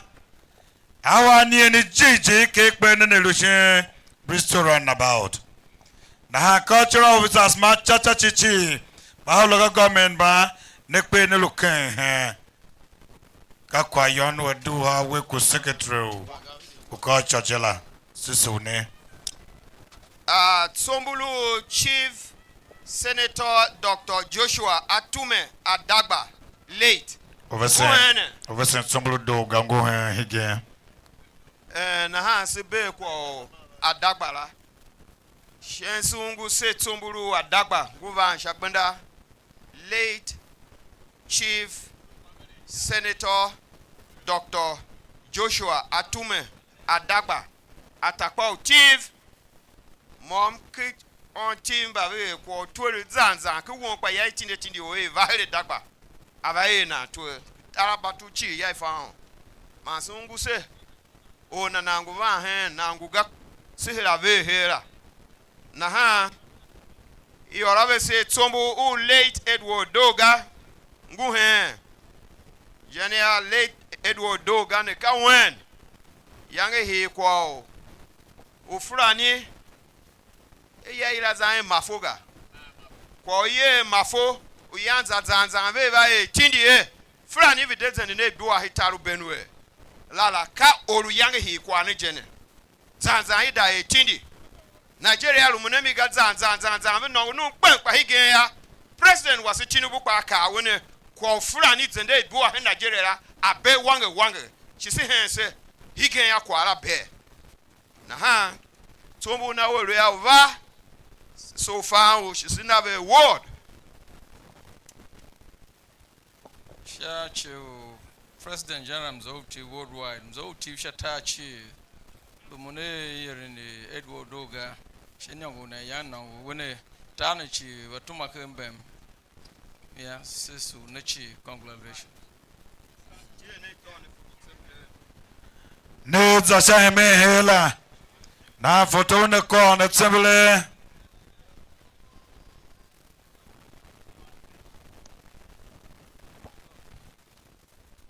Ashame ndiza shenya. Biabe nyorabe se Reverend Father Solomon Okeyima nguhe higen na ha une duo shatembe to ikpa umzo ti worldwide une now award na To ke shashwa. Alo jike ke ye wo kwa wishwa shame je Okeyima nyohi ya wo yangala. Itaya ka toke hashwa to awena we ka wona Tivtelevision ahi kwa ne nyom ka kjimakela kwa Tivtelevision bi yakwa shinkya anyom puhe kwala kuma taya kwala kuma wozga afada o anenge itivdo we yakwa jima yanke hashwa hayangnya Hamajichi Farasisu Kushi. Yes, Mzo Chief worldwide. Nangishanyango yo we aka ave mi hitano na we aka atio chi adika sana shiga. Chuve shuma vo we kane ulu fada na hankpa. Ufaje wo mu wono tio. Mase mu je kake shashwa yo na je yange gomna. Reverend Father Dr. Hassan di Maria Zazuam Zoti President General Heman wala salon ka je nyomne ya Zoti be unonga tati sisu Jamimia Chayam kwa utale wange fadane Acho ishwanye zwa haike kaivi kenga wala hongo fulega Fada na velo dido Sisu wukeke ka Reverend Father shin ka Reverend Pastor Tagesa Akpa bem ka Father Reverend Father Tagesa Akpa aba shin atindi oje shachu ka on chief babruene ko chief semble ungere nenge tiakda shinu dictionary shachu ilam zo chief semble sehela vehela aibega secretary na o eren kwazwa TV nyo han yo na panwan mase ngwa Zochi worldwide nange Reverend Father Tagesa Akpa shon na wo na zwati o yem shagba ondo ti pabalwe zwawe deka ngere no wan zwai gene kuna ke ga mairu zwati vora na congratulations Bolom came in hello tough to Timbele.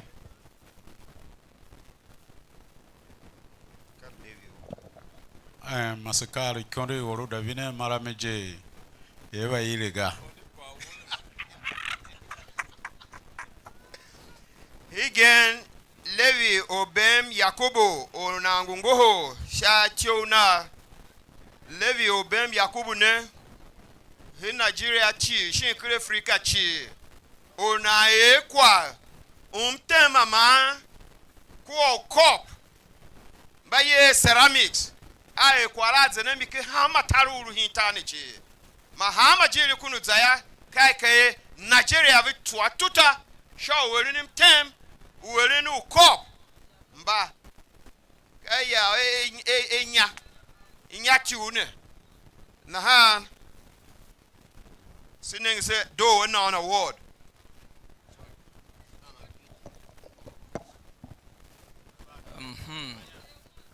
Zochi worldwide nange Levi Obem Yakubu eleka shintana kuma na award chief shawul na ka atio mana culture hita chief congratulations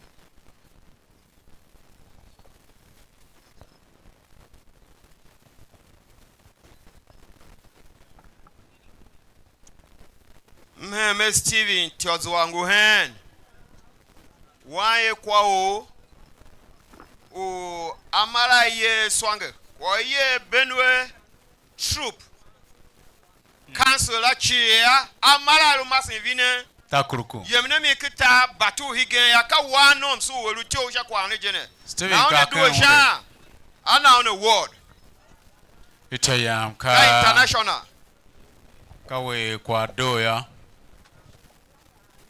Yo bawe shimayelu ewo angecha here get don't say now Zochi worldwide nange zeheme wo promoting culture hita chief bange mantese ama do shima ba Zochi go na we awo no umbu we machitave we shima uzahem ne humba na chi congratulations ngwa ka USA ngwa kwaso wanja ya nom na loiku una kerena yemen shara ka wona ngwa kiwan duwe Chief Vitalis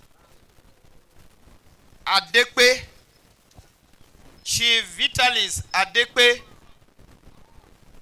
Bem kasha Taraba shalao shin kaha Nasarawa ava hene shine tindi yoro sivihi meme o muba hen ya aterem ka yo shin ka yesna akai ka nya late pa Moses Pambere Dura tindi o hen jepa Fanafaka yongo you Vitalis la na Bawan Doctor Zika Fanafa a distinguished senior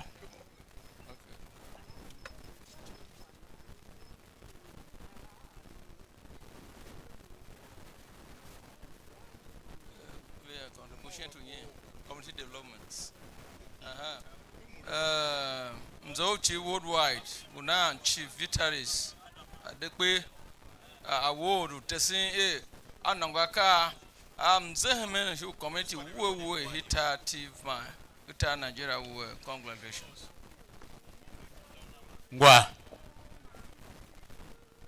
Ngone bakura photo mba be ngohoda na via ne ngwa alo young world se ki gboko han in kumba 60s 70s 80s ya ngwa ko pamre dura ka engineer tivu hi wo yan fa ko rin ko myom zanzan vare ne ki rin ha makwachi eru ko yo chi ya pamre dura na ha se ba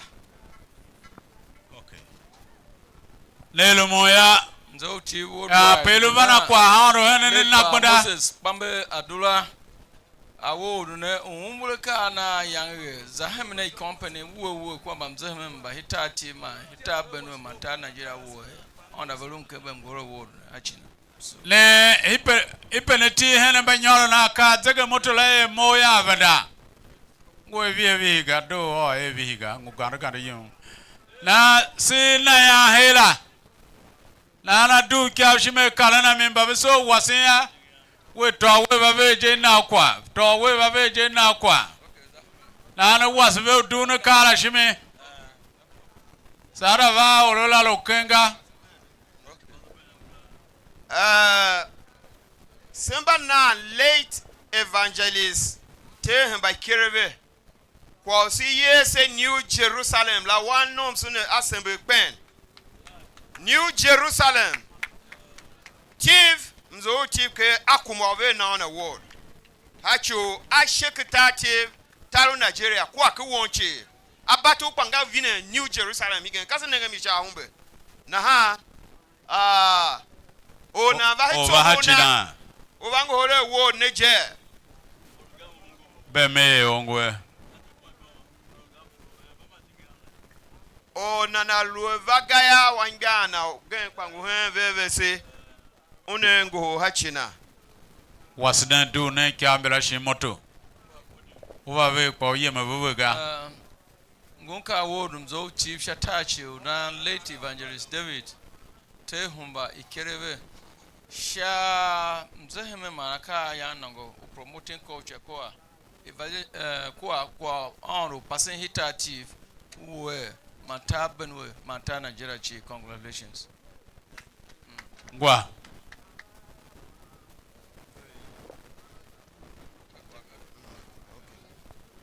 higen ka Reverend Kashima Daniel ngwa kamba benge kwa kuzwati semble timatima ohamba ona va hachina shingu he oba yona ngogo ololo kimeze wo ne ka wenjela olo nge dictionary pe palo launch henjela wow nege be da wasi kama wasi ya ogan pine wona na onyi ka higboko hen ya ka o hunre na yanyinya ka wona nyinya pe first chief shatachi guna we Reverend Kashima Daniel award ne sha we nanguna ka guma ichagda ke zwa bute hidemi ke zwa tiv man we ne ka gan we wase a culture utati azahme ma ye manyo want to lingira kwa congratulations so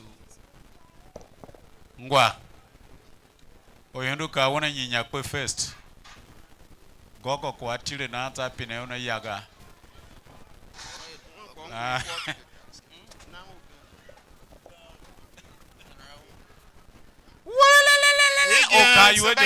General JT Aoun retired. General AT Aoun retired. Nguhe shin atindi oro. Bem kaha nasara washara shin hataraba shin kakitib keno. Oka oro shin nyi JT Aoun. Nguhe shin atindi oro.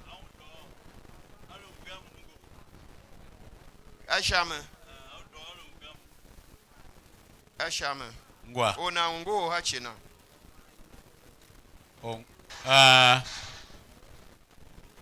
kango hachiwo doctor Gunka Professor Kango hachi obakrada details ga. Award mzoti worldwide na he General JT awon retired. Sha nyanguna hita chivu wasena gumeyo manamwe chumatiabe shetiombu wekita ne chichechi sisu congratulations.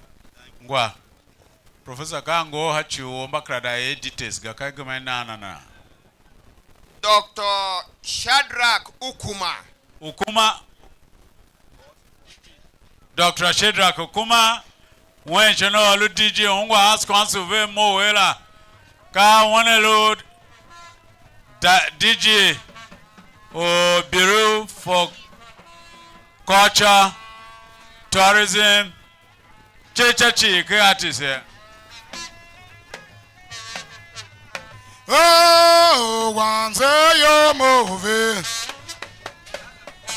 Shaba Yale. Say you move, say dog. Oh, once you move, Shaba Quasina.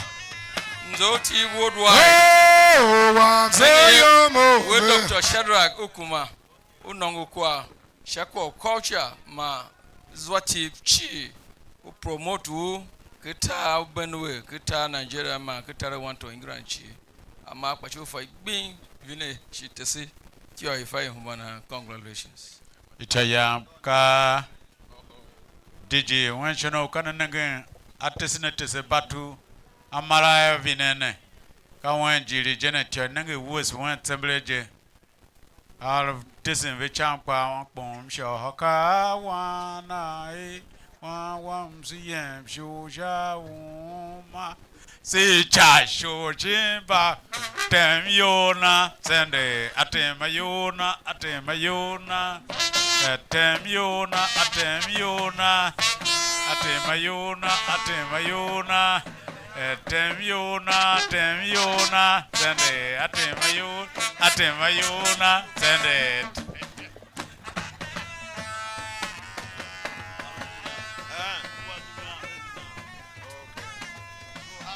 Ayang baba eve.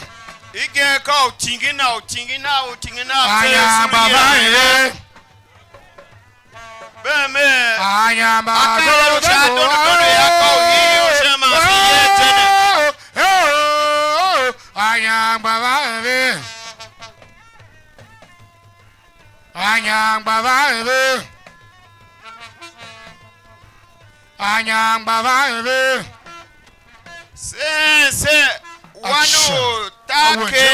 wanu take gorozo wete shemoite na wo launeru heke achoru mbawumbu timba bere kama iteti gorozo hi kwara ga bemba hi kwa uti tokpa ga na ha wanu gorozo John gorozo oneru he ya one duwe shatembe shin Orhut somburu gorozo na daruhen pa na dadu hatembe na ha ana award. Checho.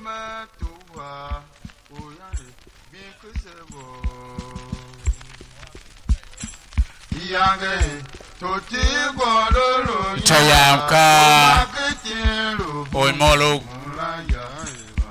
Bawan Wa Uyona Gango Dinarata. Okay. Urazo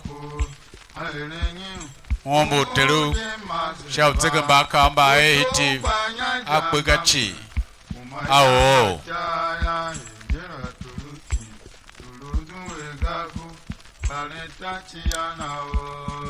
Semba na kwanina semba na kwasuga kashamagachi kwasu yalo kwasu hihi o fatak dazanza ha gbegba okayira professor Tega Shidalo vice chancellor ka Oruhemi University Jiminche anse hitiv he ya ka Professor Nancy Agbe one ruhe ya one duo ne go award na actually ko take down te sin kaseve vekba inawe yani yeme nara ke ko take da Professor Nancy Agbe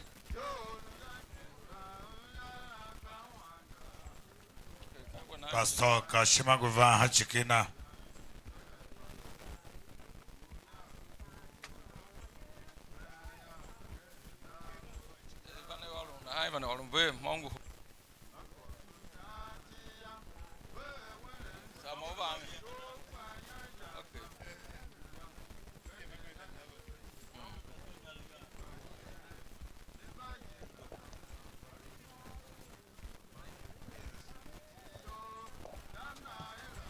Honorable Ambassador Princess Margaret to Nchivga. Honorable Ambassador Princess Margaret to Nchivga. Uneruhen shunu etindi oya na naba hatembe.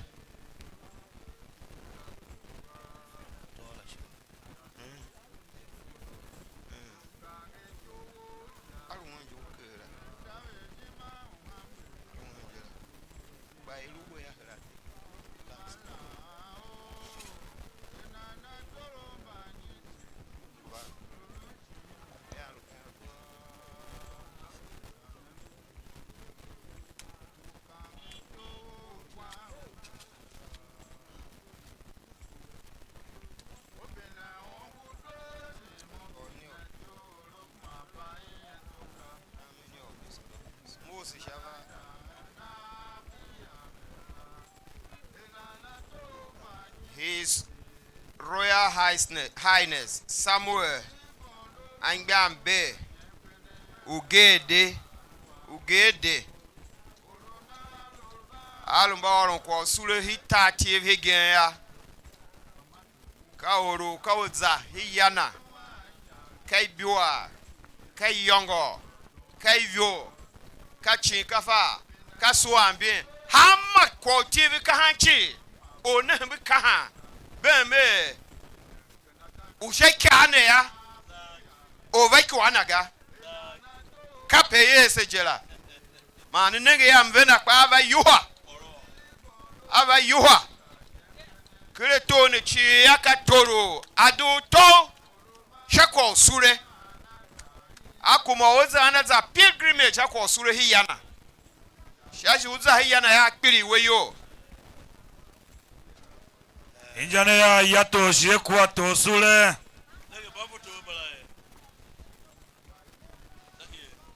Baton fotonelo moya. Banede manolikuwa. Aha. Iti no kaunde kwa ya iwe. The more kwane. Zoti Worldwide National Secretariat Award of Excellence presented to His Royal Highness Samuel Angbambe Ugede in honor of his contribution to agriculture development and roads and food security on this day, 12 December 2025. Congratulations. Thank you.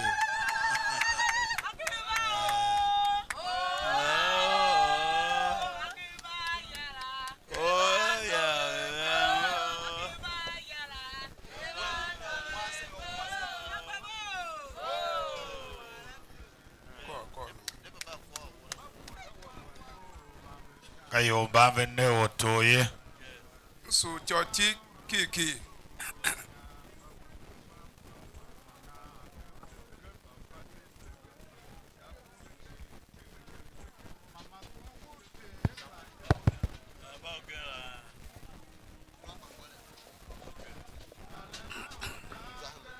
Nsu choti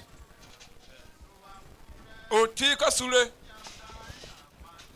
waza America kasule yoza wa America ye waza London kasule yoza wa America ye na oti kasule choti kasule ne waga ukasule ga ulo rufe wona yuhe kwa kasule wala na hamma kwa kulu ami na haru vaya kuna na yuase tu fuchola kasule kise chigotoro yanga aha kasule ne ya tarti e wala na mba ye makaranta una ma via na simbono yusi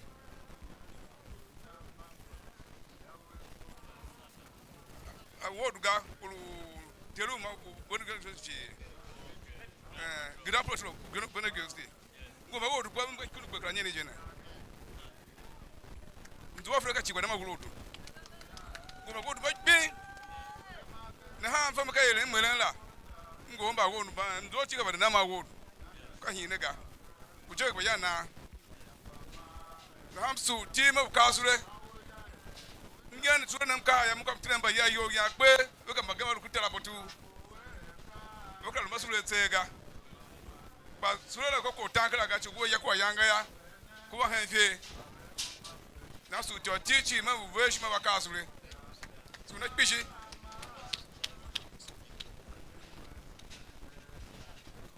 akemba won ba won zuo mi te ha ko sure kai kundu karanie ni kindi gbe karanie ni o momo yana o tiwu na zuo wo di zekwa a zaki ugbe de na nguga ugede ugede ugede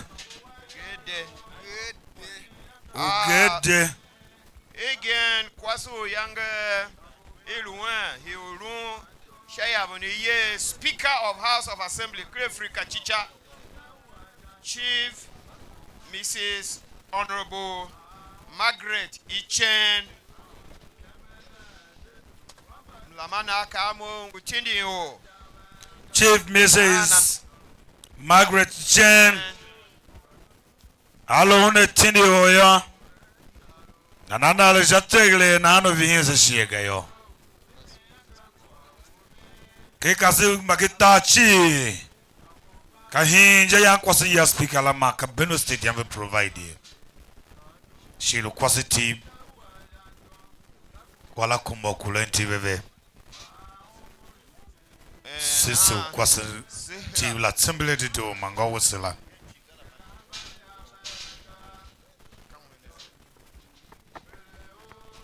Ashame yi orabe se Honorable Ambassador Princess Margaret to Mchivga Abanyo.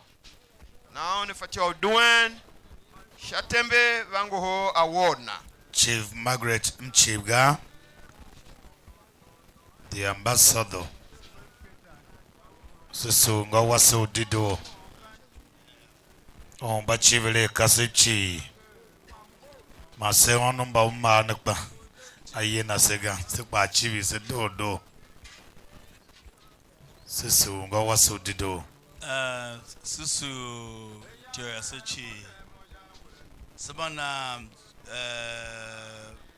award to Honorable Ambassador Princess Margaret to Mchibga Shachu Etom na Shachu Nagansha Mzehemano Mbaye ma Kasepchi Wasemve Zahama Kamba Luve ma Ajila so Zanchi Achumlu Tana Sabana Mzeheman Kachu Suwa Tawa Chuma Achure na Chonigami na Zahama Diklasan Hansega Chukwe Gijimabaya Aya tutuno kawe twengao Ngulu tong Tika ya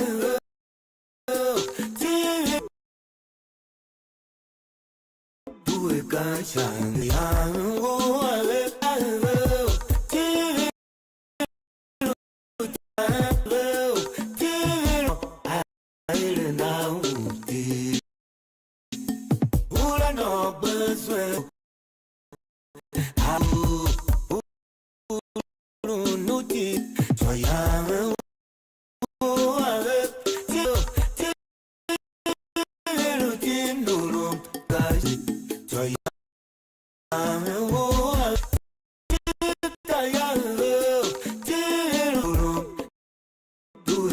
Shangri